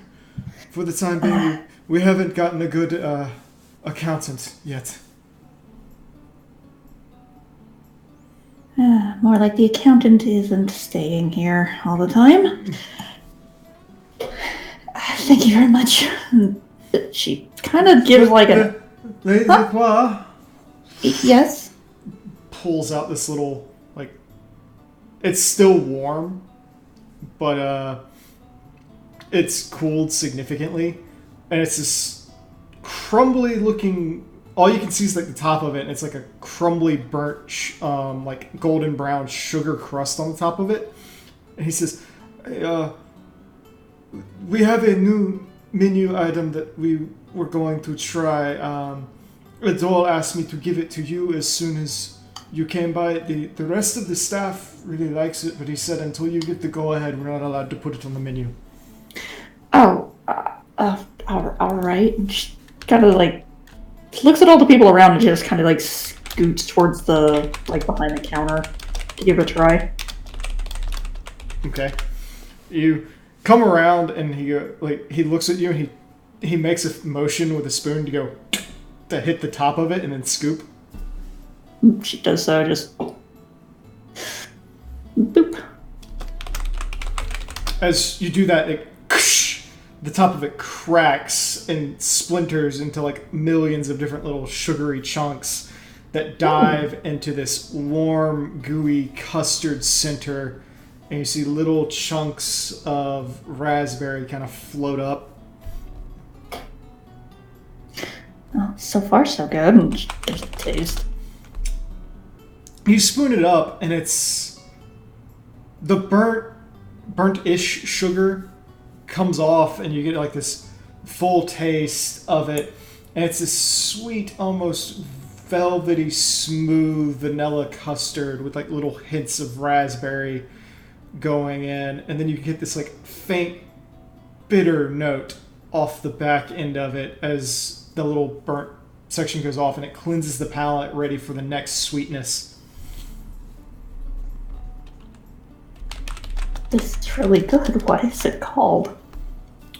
Creme brulee. I see. I heartily approve this. And he kind of like nods, and he's like, "You can finish that." Oh, I will. She takes it with her. And just watches you leave. Yum yum yum yum. Yeah, she's gonna go over to like Eden's spot.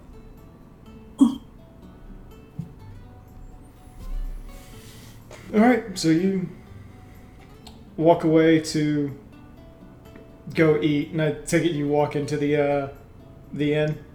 Yeah. As you walk in, you see it's not too busy, or rather there's no one in there, and you hear this faint Tiptoe. You walk around and you look behind the counter and you see like a little cot beneath it, and you see Date kind of like squeezed inside, just laid on his side, his head facing the counter itself. Oh, honey, no.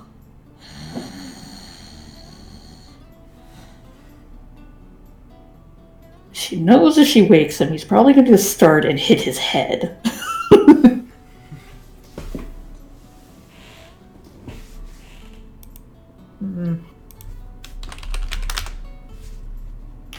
And she's just staring at him, just kind of figuring out how to do it without him hurting himself.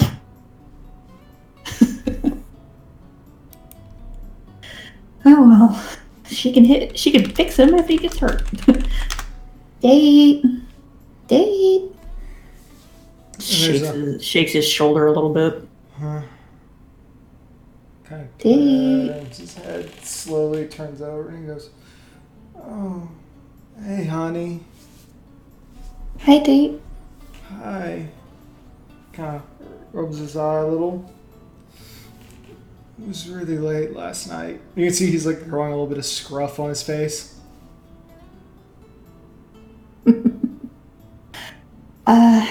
Well, we're home, and I really like this creme brulee. He goes, "Oh, good. Good. He kind of pulls himself into a seating position, the counter tall enough that while he's sitting down, he can still fit underneath it. His ears kind of laying flat so they don't brush. Mm-hmm.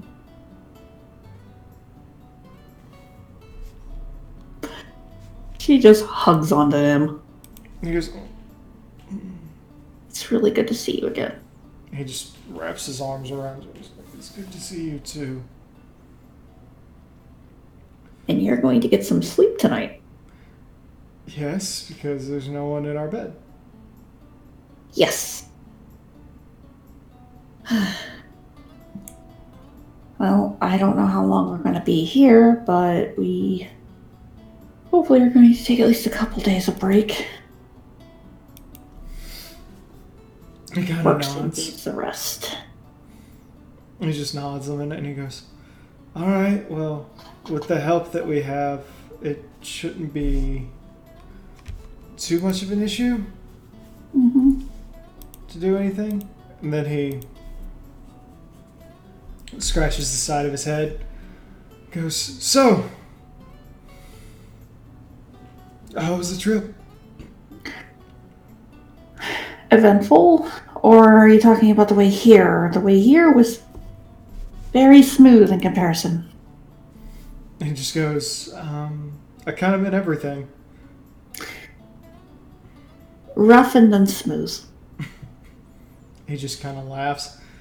Do you guys spend like the next 2 hours kind of catching up? He gets up and kind of dusts himself off and starts heading back to your lodging.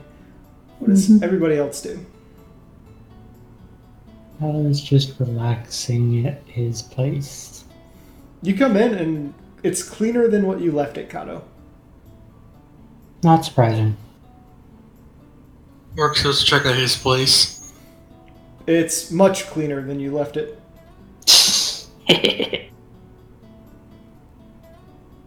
I now know where nothing is. Everything's right where you left it. It's just more orderly now. Also, your bed smells better.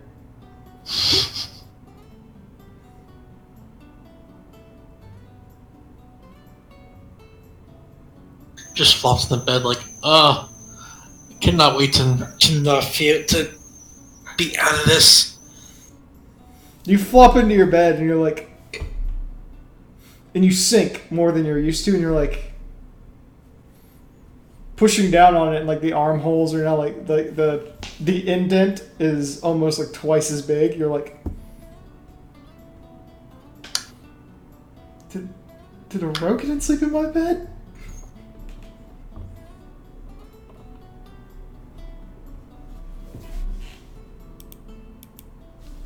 Just like, what the hell?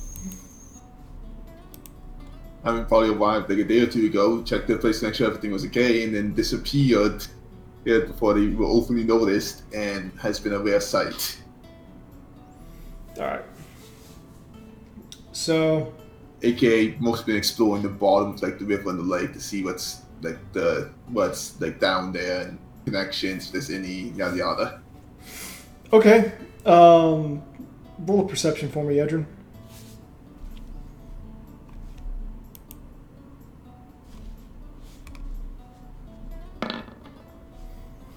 Okay, you dive down and start exploring the lake, and being that you can breathe underwater, you realize as you go down that it is not only deeper than it appears from the surface, it's also much wider at the bottom than it is at the top. So, as you're starting to explore, if you'll hang on for just a moment while I zoom out a little bit more. This is not including extra directions from the other way. Yadrin, you find the lake bed after you dive down almost 70 feet.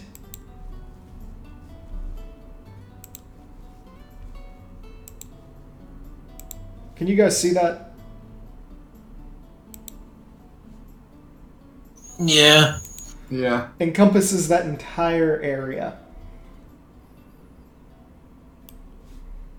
Wow.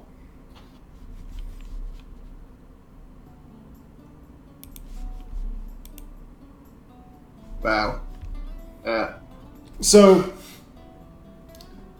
you look and like, yeah, it's solid rock up into a point, but then it's like 100 or so feet down, like you see like everything is water. Now, in most places, when it hits the water, there's only like 10 to 20 feet of depth, but it's still area that you can use.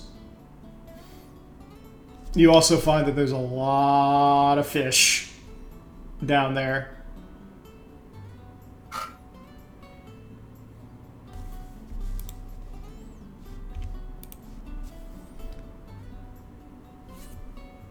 Yeah, probably spent and might still even be currently exploring in depth, taking notes on the kind of stuff down here, like the space, the full like types of fish and life and stuff, and may or may not have like just set up like some simple little spot to sleep by like cutting a rock in half or something. You're like gonna cut a rock in half underneath the water? Do I need to explain how that easy that is for me? No, you don't. I'm just asking, is that what you said you're doing? Well, I said if I'm either gonna be sleeping along the bottom or I found like a big ass boulder, moved it into a spot, and then cut it in half so it can make a flat surface to sleep on. Well, let's just say you basically, let's say you did the boulder, that way like you don't get like mud shit all over your gear.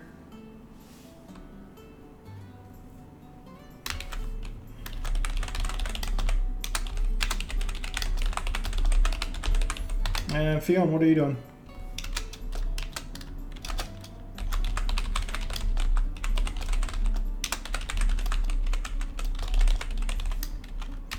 Or rather, as you guys all go do your thing, you start to spend your time resting, relaxing, and over the course of the next week, everyone sort of gets their bearings, works with the travel and another week of rest. You have restored 10 additional points. Holy crap. Made sure you rested, boy.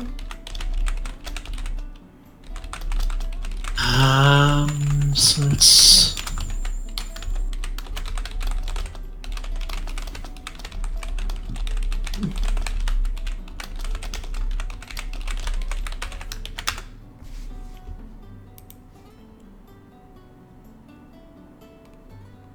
Well, good. I'm down just one level now.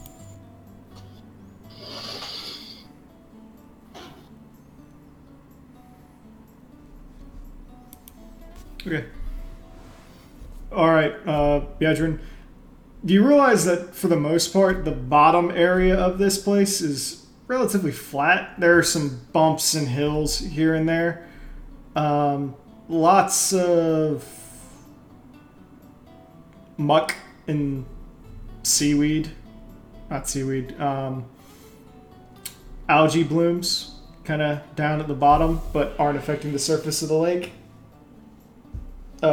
You see a couple of monstrously big catfish kind of swimming around. The type of catfish that, when you look at them, these things could probably take your entire arm. Noodle it! One's gonna go wrestling with some catfish. But otherwise, yeah. You're fine. Yep. So a week has now passed. The area is much calmer than it was previously. Ark has rejoined you all.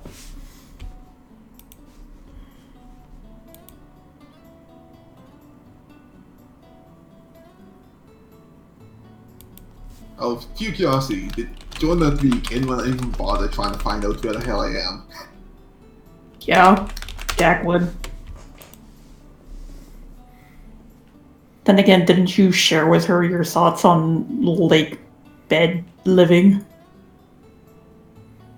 I think we concluded I'd probably mention at some point during goddamn with Anya. So yeah, Jack probably went down and tried to find you at some point. With her hat, it's easy enough to turn into like Sahagin or something.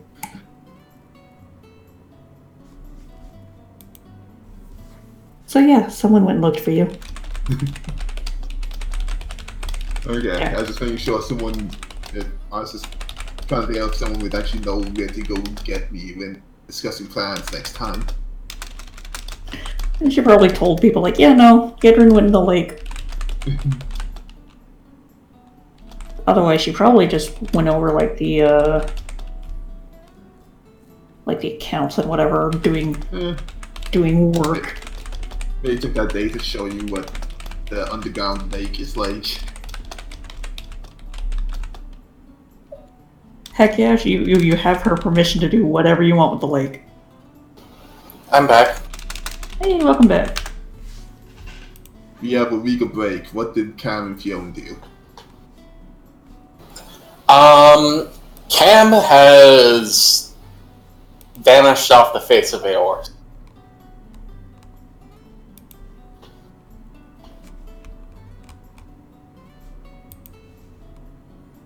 And I'm assuming Fiona went and did self-therapy for a while. A bit, but she apparently recovered remarkably quickly, as only a couple days after coming back, she approaches Works and inquires, Workson? Well, rather Sir Workson, I suppose. Would you, pray tell, happen to have a dragon scale left over for our journey to Ishgard? If what? A dragon scale. If a dragon scale could turn into... She's asking if you Someone with- have one. From when we ventured to Colossus, remember? Oh! Attacked by those dragons? Fought back? Yeah, that's stuff I got from them. Sorry, my mind has been elsewhere this past week. You've been Yes. convalescing. I still have them. What about them? I require one as a reagent for research purposes. Would you By mind all parting means. with one? Go ahead. You're getting more use out of them than I am. Actually, I haven't meaning to go talk to the Smith team if anything I could do with them. Or if I could at least sell them for materials and get some decent money out of That would be a good idea. I know dragon scales and dragon skin are quite, well, lucrative. Has to make sure Hunt's not around to hear the word lucrative. Yeah. Well, what do you need specifically? I have like a few scales and a few fangs.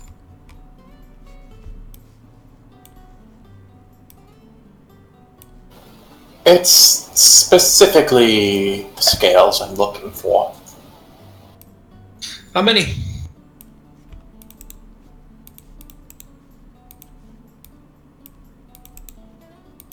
I've got a small handful lying around, so if you need one or two, let me know. Just a single one of particularly good composition.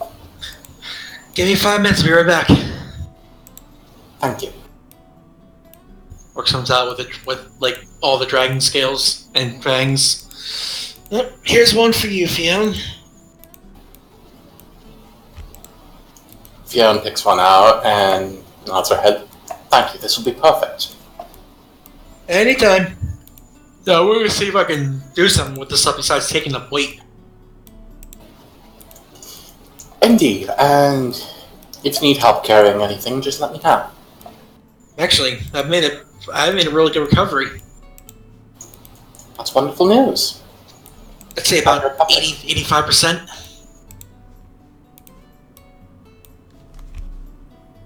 Have fun with your research. Oh, I most certainly will. Just thinks to himself, oh gosh, she's going to summon a dragon next time, isn't she?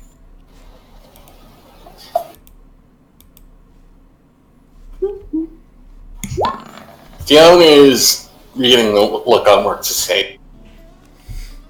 I'm not gonna try to bluff because I could roll a nat 20 and it still won't help. But for the hell of it, let's do it. Yeah, no.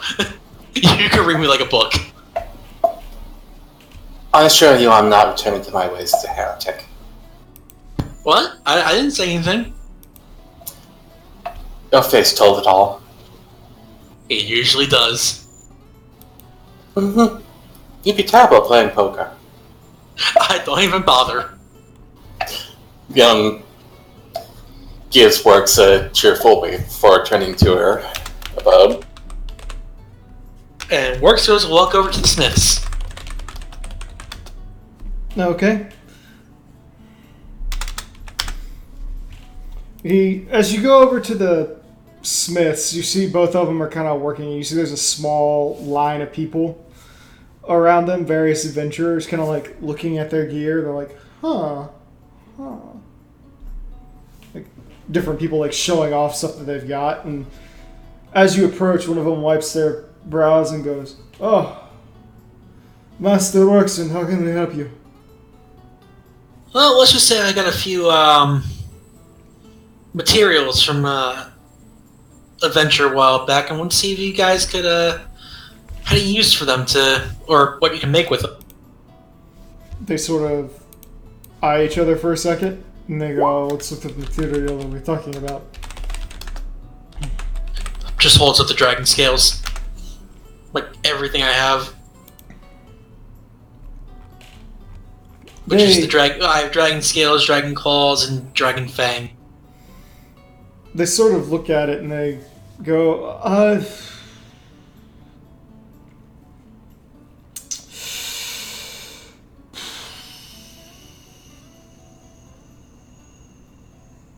They just look over everything and think about it. And they go, "Well, we can, They go, "This is interesting material. The leather and the scales, we could attempt to make a hide armor out of it for you. But Master Works, and with the fangs, we're unsure of what exactly we could do.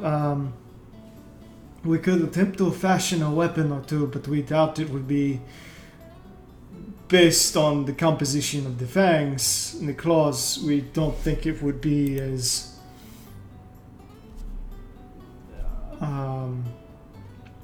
valuable to you as your current weapon." Just never worked with material before, or just don't really know. Just don't think it'll be Based on something. based on the weapon that you have,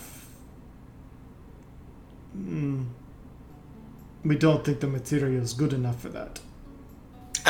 Okay.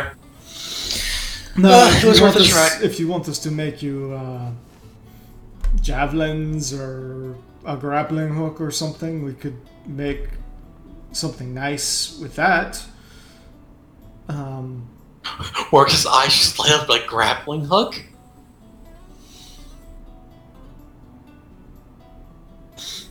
Just like, honestly, a grappling hook could have its uses. They just kind of nod at you for a minute. What do you need to make the grappling hook? We have most of the materials that we need, but if you give us the fangs there, we could make something that could probably better bite into stone and the like.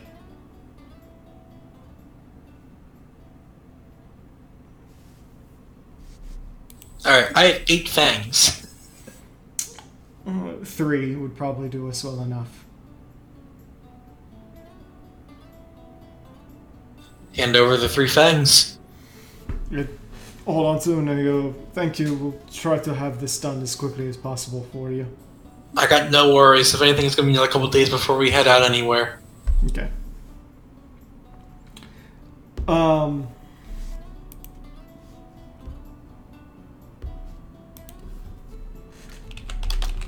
As for the other materials, I'll find something else to do with them. Mitch just kind of nod to you. Unless one of your valuable customers wants to use it for anything, I'll just take a part of the cut. Roll diplomacy. Fuck.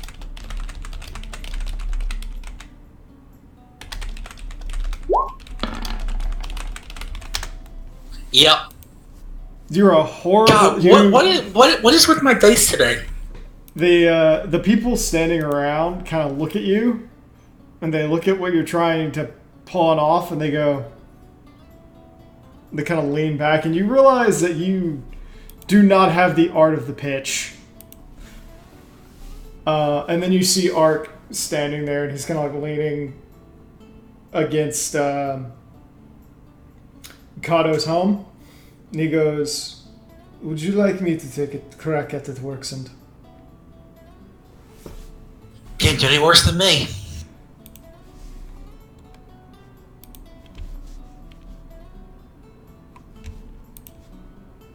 Go for it.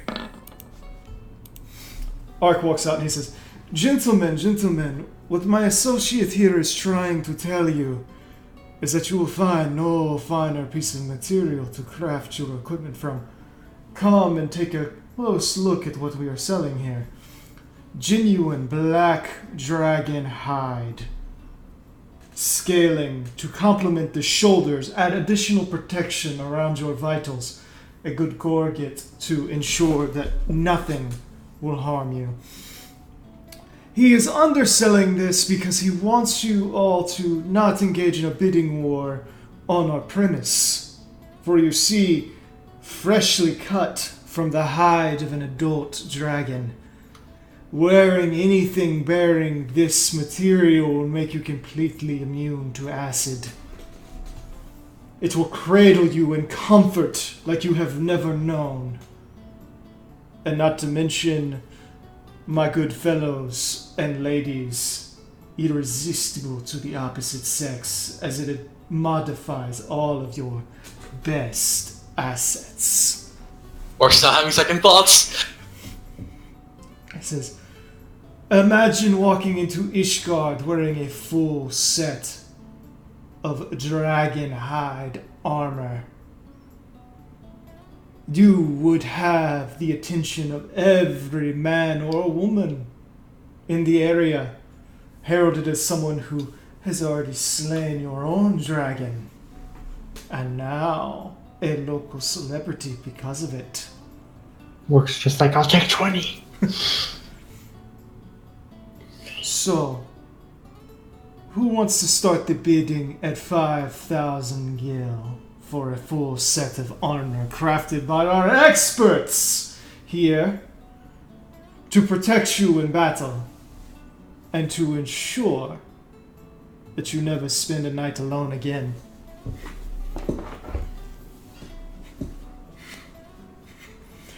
You just see all the people like a bunch of hands just shoot up. With Ark's modifier and his roll, that's a 28.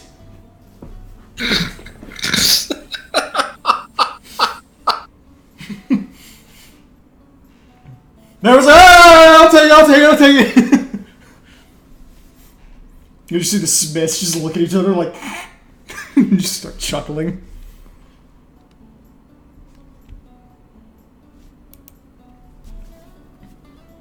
Art just slaps Works on the back and he's like, it's all in how you pitch it. Just look at him like, God damn, I was about to buy that too. He just walks off waving, leaving Works to deal with like the people like rushing over like, hey! Trying to buy it. It's just standing there like a deer in headlights, like, guys? You Should I can make- price up better than I... Should I make you roll a will save to see if you're like, damn, now I want this? No. Although Works will probably sell half the materials here and then see if we can get a better price at or like see if we sell the raw materials maybe closer to like here. Well, you've got to sell the entire hide if you sell it. Ah, I thought you didn't have a hide. I'm assuming that they skinned a full dragon. I have scales, claws, and fangs. That's it. I'm the one that gave the Smiths a hide. Well, let's just say that he put it out there with it. He stole the hide from Hun. Not stole it. The Smiths brought it out at the same time. Ah, I was gonna say, if he stole it from Yedron, he wouldn't have any hands. exactly.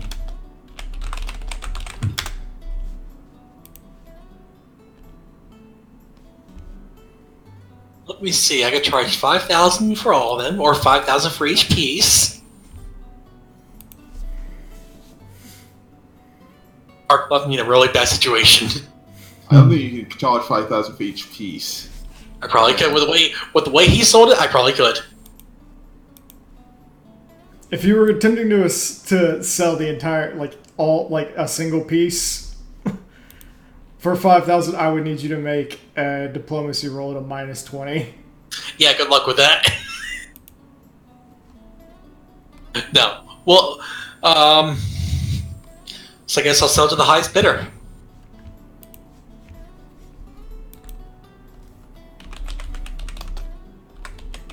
Which, I don't know how to go about this. You try to set it up, and because you're auctioneering, I do need you to make another diplomacy roll. Fuck.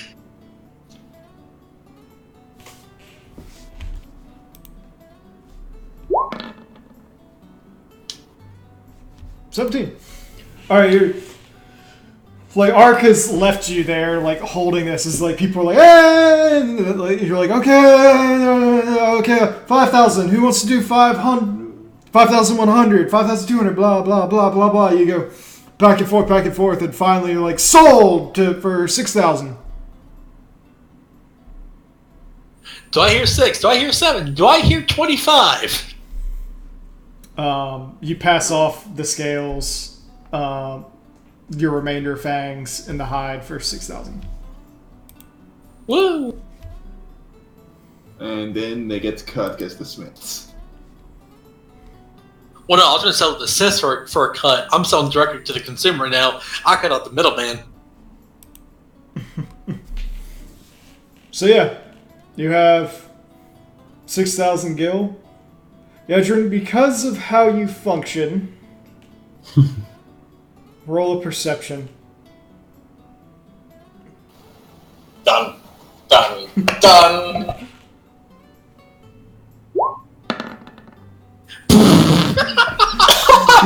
It was almost a natural 20. I watched you like hit the 20 and it went like slow rolled into the 2. That's amazing. I would have laughed if it had done it in the reverse. It's just like the 2 and then it's like into the 20.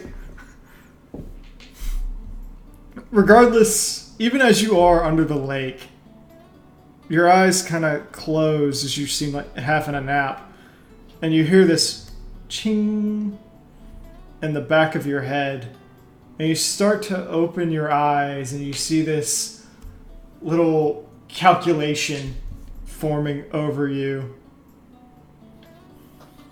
and you blink a little, and then there's this tingle in the back of your head that goes... You start to think and you go, wait, somebody sold something of mine.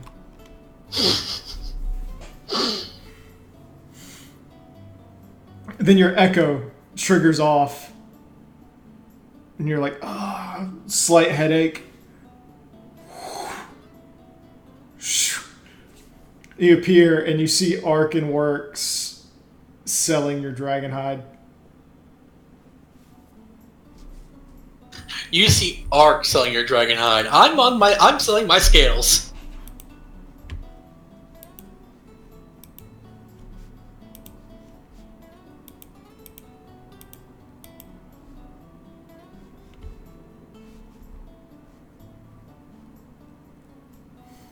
Then you come out of the echo.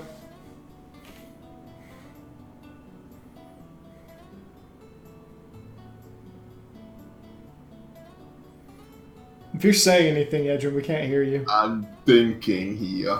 So I did technically give it to the Smiths, but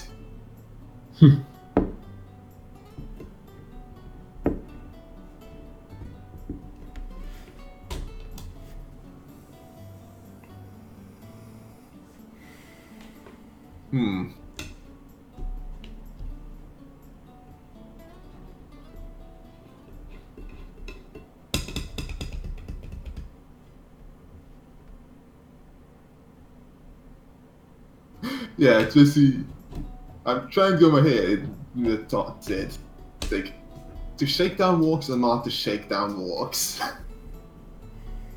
Yes.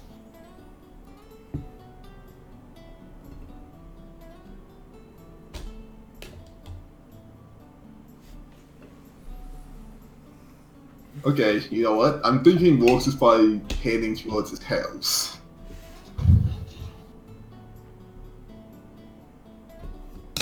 Okay. Yes. So do you swim up? Yep. Okay. I mean, my house is nowhere near the lake, but okay. Why, what? You understand how fast I can move?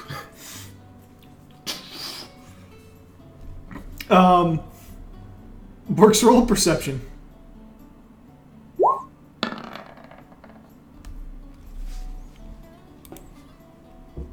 Because Yedrin's not trying to hide it, you kind of like walk back towards your house, and as you're like getting toward the door, you turn your head. I was actually going to roll stealth to see if I could appear out of nowhere with my arm around the shoulder. Oh, And I yeah. was going to study him if I had to. Yeah, roll stealth. Roll stealth. Go for it. So close to being a 1. Works. You don't see Yedrin. A few bystanders who are fishing just watch her like come out of the pond, grab the stone, and just like hop over it, and then she like just seems to vanish as she goes around Rowan's house. Just as you're about to walk into your home, icy cold hand grabs your shoulder, and you just feel water just run down you and seep into your clothing.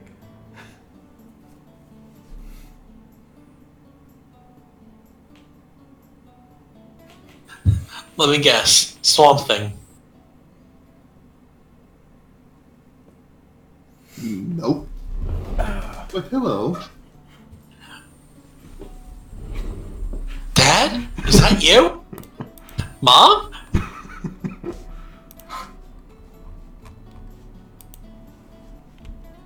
George Takei? Damn it, Takei! This is a private line! How the hell do you keep getting connected? So, walks. Oh, hon! Hey, what you doing? What's up? So, I was in the neighborhood, minding my business. Guess I might have noticed a little sale going on. Oh yeah, I saw some of the dragon stuff I got back in Carathis. Also, I'm getting a grappling hook. That's good. Here's a question. Where'd that tide come from? Talk to Ark. I am going to use the restroom. You guys figure this out. But buddy, pretty sure that was your idea. No, my idea was the scales, the fangs, and the claws. Ark's the one who offered up the hide.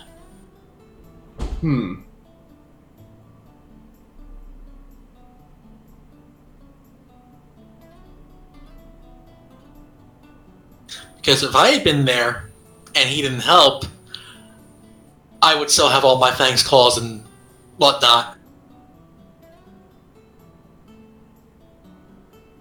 True enough. Normally, you would either take up with Orc or not. but he's also not the one that got any money out of it.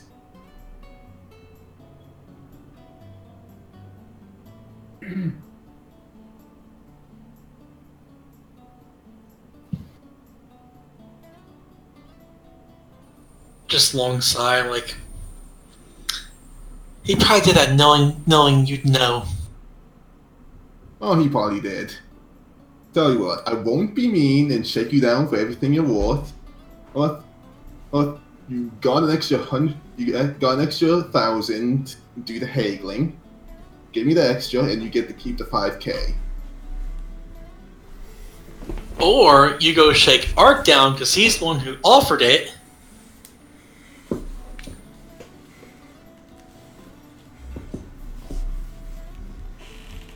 And you let an injured man walk.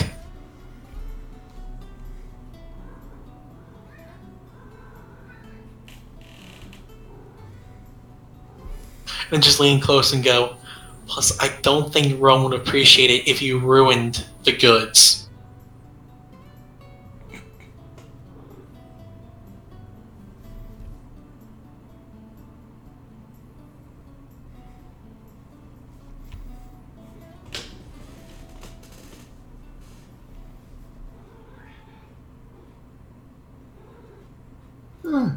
Fine. You have a decent point. Let's go with anything. It was just one little cut. It wasn't much. I'll make you a deal. Mm-hmm. I'll give you 500 because our 1-year anniversary is coming up soon, and I wanted to do something really nice for her. Especially with all the stupid stuff I've been doing over the past year. So all of it.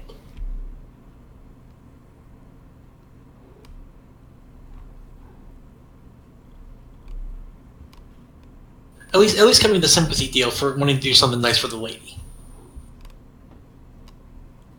Thanks for a moment. You know what? Fine. And I'll take the 500 and leave you alone.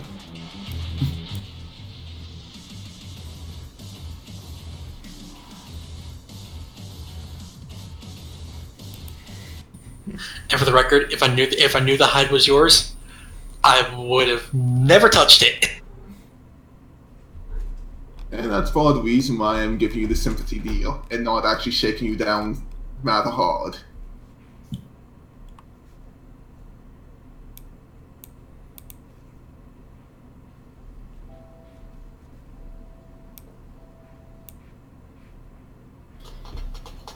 Just hands hunt the 500. It's like, all right, have fun. I'm gonna go contemplate my life choices again.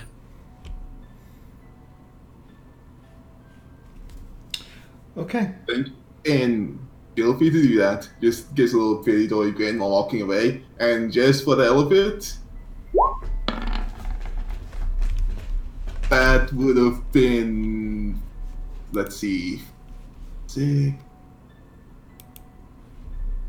That would have been like a 34. Yeah, even with my bravery feats, I probably would have rolled 20. 34? How are you getting that? Oh, I had 4 plus 4. I know I had accounting for all my bonuses in that. That's except for the helm. Actually, it might be only like 30. Either which way. 4 when dealing Yeah, with 30. Yeah, either which way. And yeah, that also wouldn't been accounting for against your rail walks. That's actually just it would have been a 20 plus your wisdom. Yeah, I probably wouldn't have made that. For shits and giggles, though, let's find out. Yeah, no. Yeah, no. You have needed to roll a 20. Yeah, just a little smile, little wave, it fades away.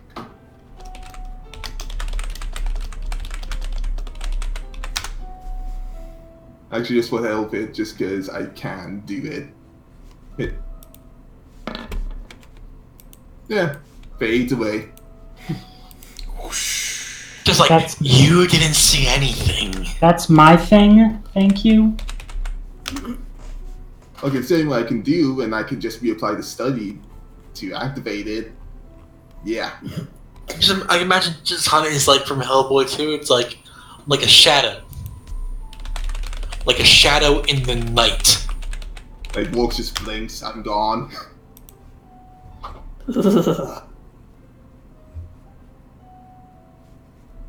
Gill demon. Well, at least I was able to get out of it with only 500. Actually, wonder if Tart's busy. I'm gonna go find Tart.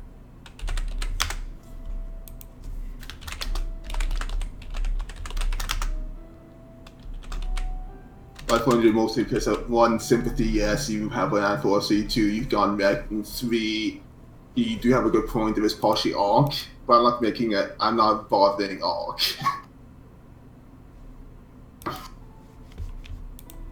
You know better. More trouble than it's worth. Jack would be helping out in the bakery area. Go find Dak. Okay, you find out. She's chilling in the bakery. Tart! She's also in Makote. Just looking around for time. Yes? Oh, God. Oh, I'm not gonna get used to that ever. Is there a problem? I need womanly advice. Raises an eyebrow, and you came to talk to me? Well, I can't go talk to Roman because it involves Roman. I can't go talk to Fiam because researching. God forbid I ever interrupt that. I pray for my life. And Yedrin, I don't think I need an explanation on that. She puts down like the tray of bread that she was taking into a rack. Go on. Plus, I'm also most comfortable talking to you about this. I don't know how to feel about that, but Take this Alright. compliment. So, Hoppernaeus, even though it's so few months away, is going to be 1 year from me and Rowan. And because I've been a monumental idiot, newsflash, Agreed. Kato, you're not even there. I know. It's lurking in the shadows. He's lurking with Hunt. Just kind of pops in there, just like from the void. As usual. Pop! Grabs some Pop. food and just pops away. Putting that on your tab. I don't exist. Yeah, Well, make a will save to see if you remember it happening. God, don't even try. Anyways, what did you need me for? Okay, so Hoppernaeus is going to be 1 year from me and Rowan. And because I've been a monumental idiot this year, I wanted to do something especially nice for her. You know, yes, I was planning on taking her out to the restaurant again, but I wanted to do something more. Alright. So, I don't know, maybe one day before or even during, just, I really want to give her something nice. Like, something really, really nice. And, I don't know, I know her well enough, but let's just say my choice and style isn't exactly there. So what exactly are you thinking of giving her? What is she like? Well, I was going to do something jewelry or even a really nice new dress.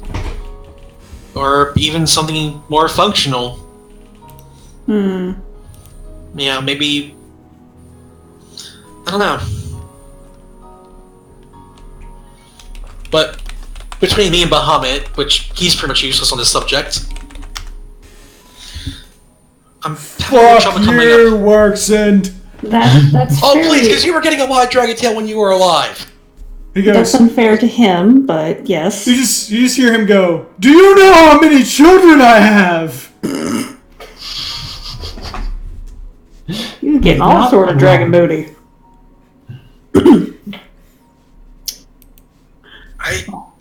I don't know. I don't want to get something that, you know, that I like, but it doesn't really fit what she likes. And I need someone to be there to make sure I don't do something stupid. Like overpay for something that I shouldn't be overpaying for. Because let's face it, I'm gullible. Well, why don't you ask Yedrin to help you with that? She's much better at negotiating prices of things than I am. Well, I can, but if I could at least talk to you once or twice and just kind of come up with a really good idea for her. I mean, I'm not exactly sure what Rowan likes, aside from bacon. Well, that's the thing is, you Does know, he have a bacon. bacon of the month club? No. I wouldn't trust the Muggles with bacon anyway. Speaking I of would Moogles, there's a bop. A letter just pops in front of Dak's face, just Nope. between you two. Oh, better late than never. Checks the mail, opens it. 1 second works, and I'm sorry. It's fine. You grab it, you hear bop, and there's nothing. You're like, what the fuck? Fucking Muggles.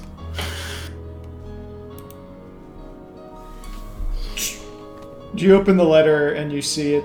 It's from Aver and Edda, Mhm. and they say,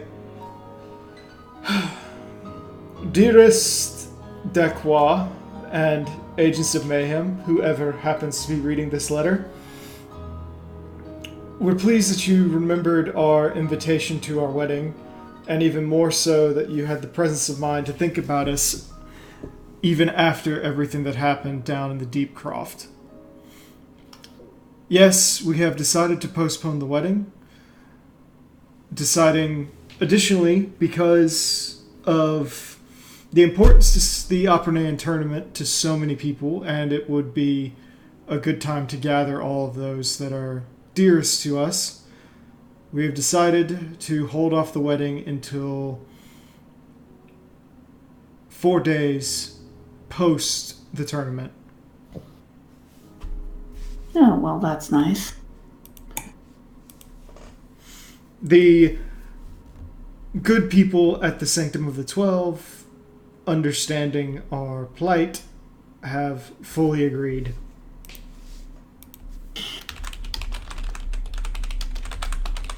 Oh, well, that's good news. Works.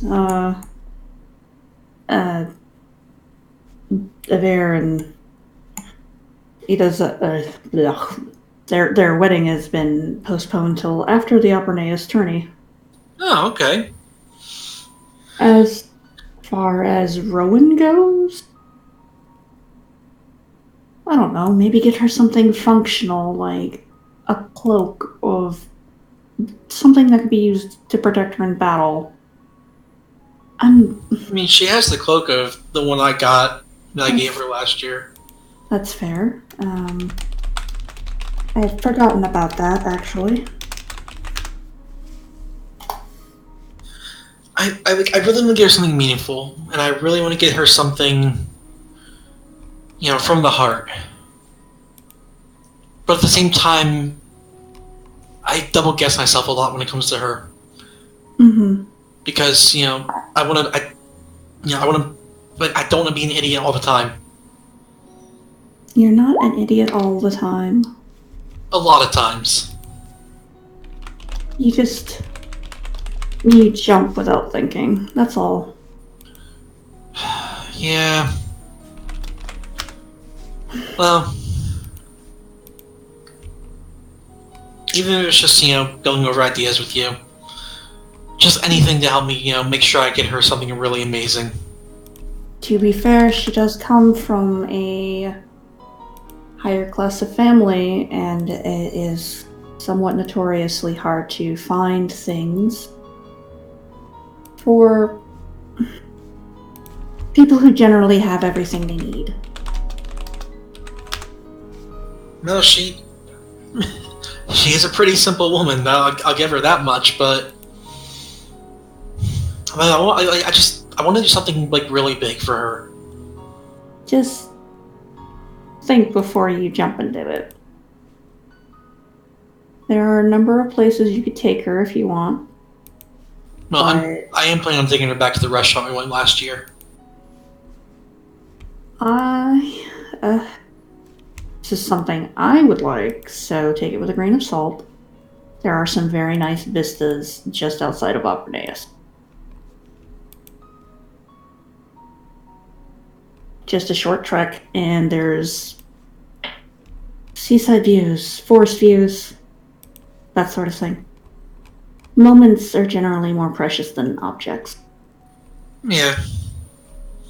Well, guess it means I better kick some ass at the tournament if I want to be able to afford all this. Yeah. Well, the good news, I'm probably about 85% back. So by the time the tournament comes around, I'll definitely be 100. Let's put it this way. Once I'm 100%, I'm kicking up my training to a whole new level.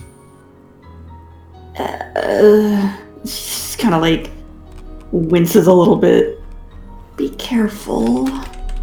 I will. I understand a lot more now. I also understand that I don't want to rely on that power. Well, If I do something really badass, I want it to be me, not from some other power I'm getting. Well, I'm sorry I'm not better equipped to help you. Dak, you listen to me. That's all I need sometimes. Kind of wiggles her Makote ears. Well, that's... well, I can't say that right now.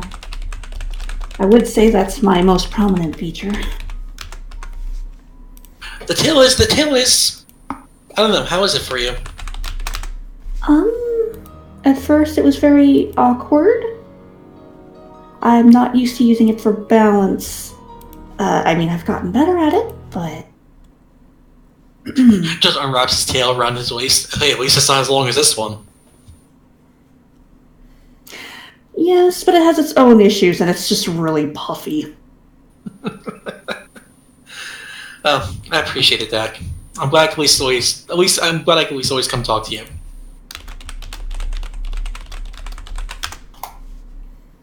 And just walks out and gives her like a small head pat.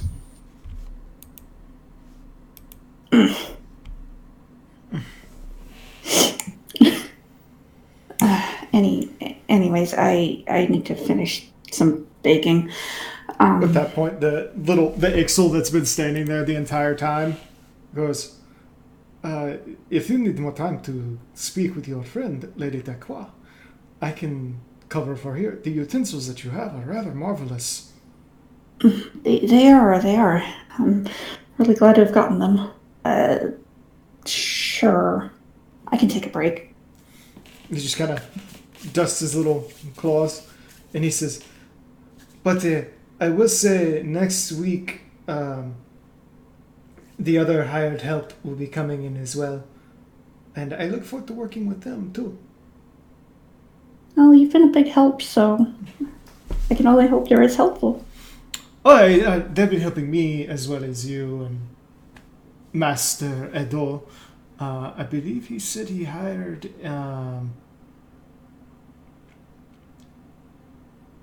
what was the creature's name?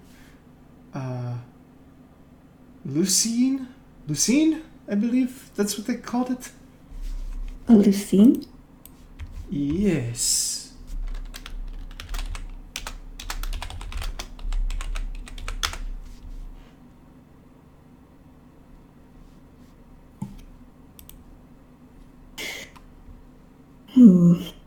Well, I'm not exactly familiar offhand. Oh, I apologize.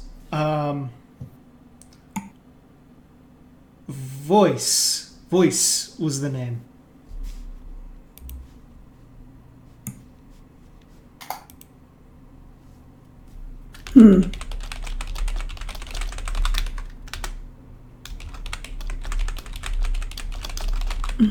She just looks confused, like she's trying to remember. I'm not sure she has.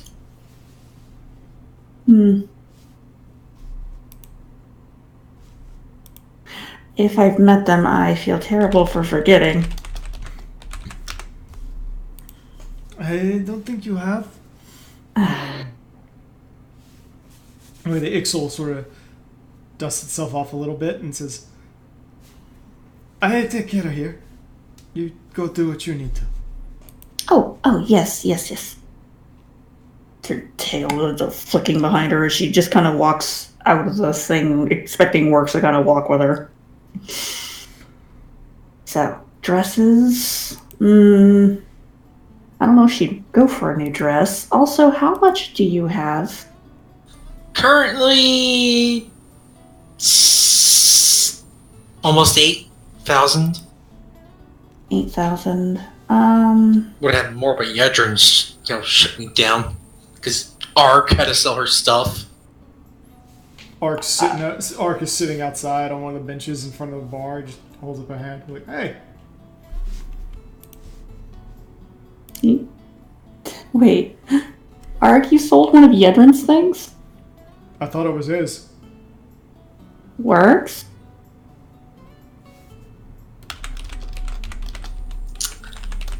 He added it to the stuff.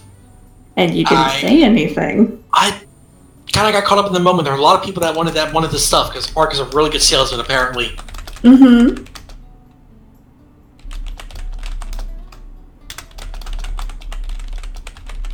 But yeah, I don't know if she'd go for a new dress. Like, maybe like a bracelet or necklace, something that would help her, like, with her fire powers. Make it hit a little bit harder. I'm pretty sure there's something that could be made for that. It's something you'd have to probably go into town to look for. Ark looks at the two of you and says, "You're talking about gifts for Rowan?" Yes. Boots. A comfortable pair of soft-soled boots. You two walk a lot. Mm-hmm. I imagine her feet are also killing her. And if you want to make it especially romantic, Workson, buy some nice oils, a good cream, and rub her feet for her. I will admit that does actually sound really nice. Although she has taken to floating lately. Either way. This is why you get her a nice pair of comfortable soled boots. Mm-hmm. I was thinking boots too, but I wasn't sure. Man, I should have asked him. He laughs. See, I asked why you were asking me. Because you're the only one I feel comfortable talking to a lot, especially about this stuff. I can't imagine why. Because other people usually give me a hard... It goes, additionally, Workson, if you're thinking of getting something magically inclined, my suggestion would either be a pair of Strider boots or boots of haste. Boots of haste? Yeah, you know, the spell that Fiona and Nat do. Nah, I don't dabble in magic, so I don't really know how expansive I can get on items. I'm not exactly sure either, but the most you can really do is go and ask. I'm a merchant's daughter, I'm not a merchant. I know. I'm a terrible merchant. He goes, well, Workson, if you don't mind me paying me for a little bit of labor, I can go swing back to Gurgania, go take a few pieces of material over to Orkani and have him make a pair of boots. How much do you want? For the boots, the time that it's going to take to go back and forth and the hunting, plus a little overhead. He's doing some math in his head. Do you want me to do the Striders or do you want haste? What's the Striders do? He just kind of thinks for a moment how best to say this. They make you to run faster and they make you able to jump better. I should get myself a pair of those. Run faster or haste? Tar, what do you think would benefit Rowan more? You're a mage. You know how magic... I mean, the haste would protect a little bit. I'm not sure. I believe haste is more inclined for the physical in nature. Ark starts thinking for a moment. He goes, actually, you said you only have 8,000? Yeah. You can't afford the second. Go for striding. I mean, how much would you need for the haste? Far too much, I'm guessing. For the materials that I'm going to go collect to make sure that these are comfortable and nice for Rowan? Just give me the price, man. 14. Damn it.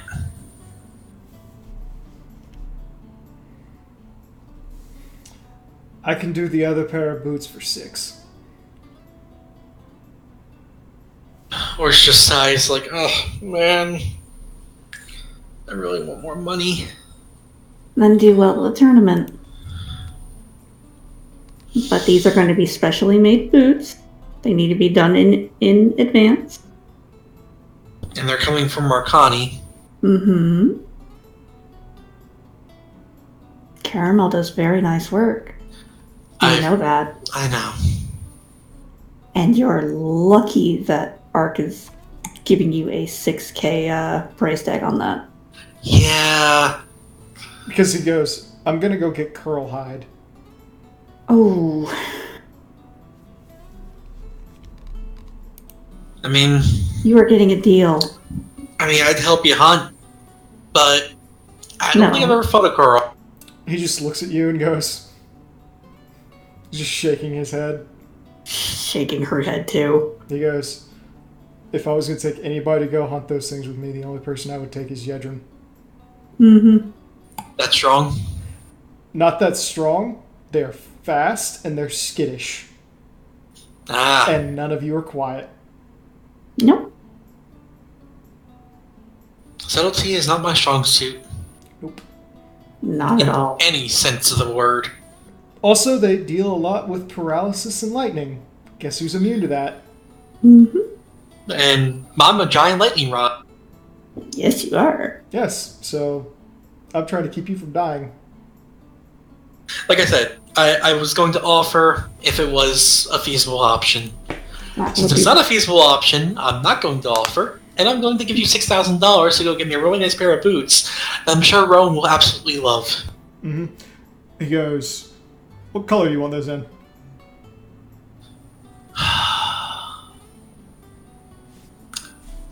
Fuck.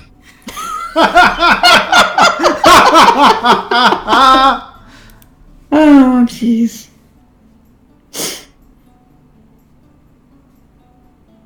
She's a fire mage, but... Black is probably the most neutral color you're gonna get. Ark. She likes purple a lot though.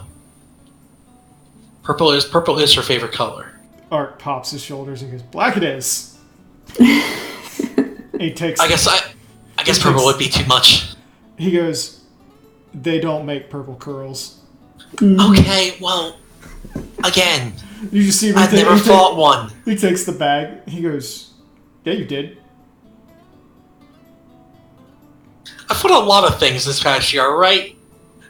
Remember the big cat thing in Satasha? Oh, that was a curl? That was a really young one, but yeah. Okay, granted, remember Ishgard, I never really saw a lot of these things. Mm-hmm. He just laughs. And he goes, I'll go find a couple of Panther girls and get the materials over to Arcani. I should be back in about 3 weeks. We'll get up nations for a couple months, so I have to find a way to keep a secret for a couple months. I could look up silencing spells. No. He looks at her, and he looks at Udak, and he looks at Works, and he goes, I mean... Look, this is gonna be a present for our 1-year anniversary. He goes, I could try to get a hold of Locks. Oh, yeah. Why locks? No reason. Because And he just like, he starts walking away. Locks, Deals, and Secrets works. I know. No, look, this is gonna be a 1-year anniversary present. Mm-hmm. So I think I can go against my being and keep a secret until I give them to her. Because I think the look on her face is going to be worth every bit of it. Well, that is the hope, isn't it?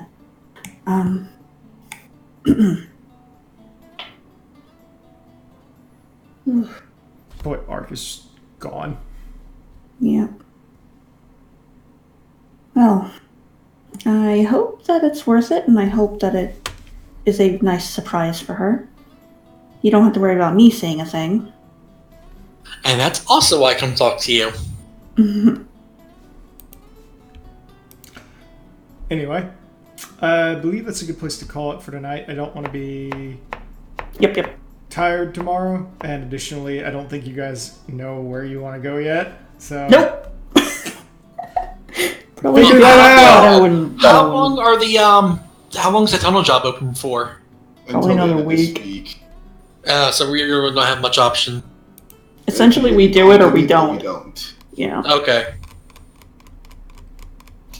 Fionn does have something she wants to ask Dak later, but no, go ahead and do it. Go ahead and do it now. I haven't Yeah. closed yet. alright. After Dak is done speaking with Works, Fionn approaches her and says, "Good day, Dak. How are you feeling?" Oh, kind of like rubs she rubs her hair, but it's like scratching her ear a little bit. I'm all right. All things considered, I'm all right. It's the best we can hope for, isn't it? Yes, that's really all we can ask for. Did you need anything? Well, partly I wanted to check and make sure that the task of administrating the homestead hasn't been too draining on you. And additionally, I wanted to inquire on your assistance for something. Oh, sure, anything for you, Fionn. Thank you. She produces a piece of worn parchment and shows it to Dak.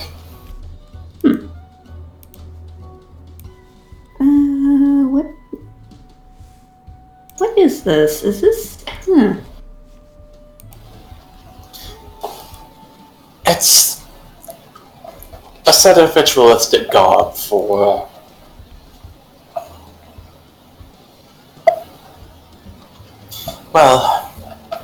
creating a proper body and permanently situating it for Skull in this realm. Oh, this is part of your reagents. Great.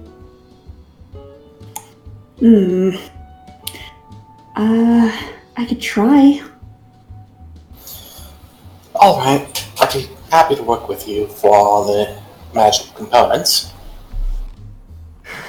I have to gather the cloth. Oh, now I wish Ark hadn't left already. Oh, Oh, he's off getting some materials to take to Arcani for works. oh, I see. I see. Yeah. Well, It's okay. I can try and figure out a way to get some cloth. It might take a little bit. It's alright, I'll be doing what I can on my end as well. There's no shortage of merchants passing through at this point, so... It's just a matter of finding the right one. Taps her chin a little bit with a knuckle. Indeed. I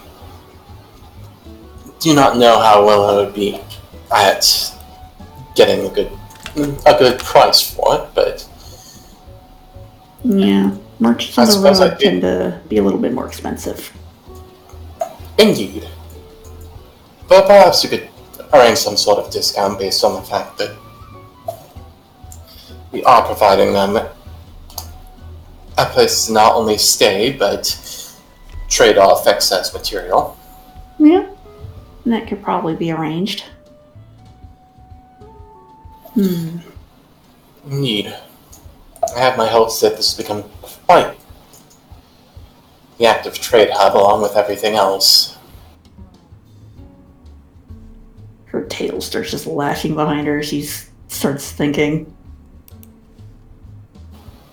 Is all a mess? Oh no, I'm just trying to think about what sort of people have been coming through. I've been looking at the books and just... Tate's been keeping track of who's been coming by and what they've been selling. Oh, that's good. Made it a little easier to keep the book straight. Also, we can learn about returning customers eventually. Indeed. That'd be very prudent to keep track of. It's got a good head for this, doesn't he? He does. I'm just lucky I know how to keep a good account book. It's one thing I learned at my parents. Anyway, I should get back to work. I will gather what I can, and I'll get to work as soon as I can. Alright, I'll let you know what I find as well. And, Dak? If you ever need to delegate anything regarding running the homestead to me, let me know, alright? I will. I'm just glad Don't worry about approaching me. Oh, thank you. I figured focusing on what was most important to me would help me get through the recent events. And that is taking care of all my friends and loved ones. Yeah. Dak actually kind of just comes up and hugs Fiona. Fiona hugs Dak back. You worried me, but I'm glad you're doing better. If you need anything, let me know. Of course. You need more most about art right now. You have to deal with so much of that. Yeah. And now you know why I worry about him so much. Indeed. I had an idea, but to feel it firsthand.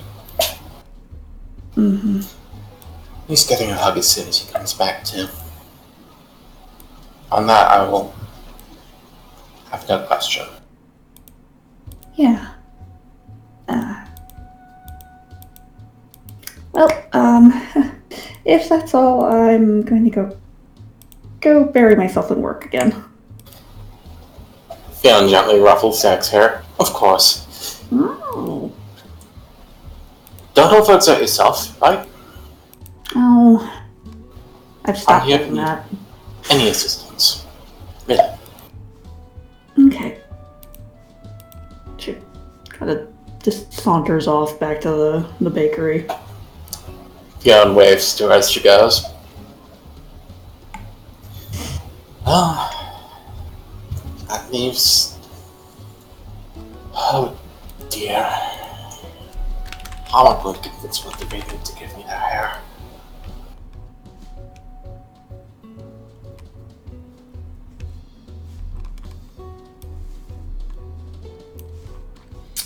Alright. With that, I will close this off for the night. Okay. Good players, I implore you, sometime before Tuesday or Wednesday. Mm-hmm. Let's decide where we're going next time. Will do. Will do. Indeed. Nini. Nini. Mimi! Good night.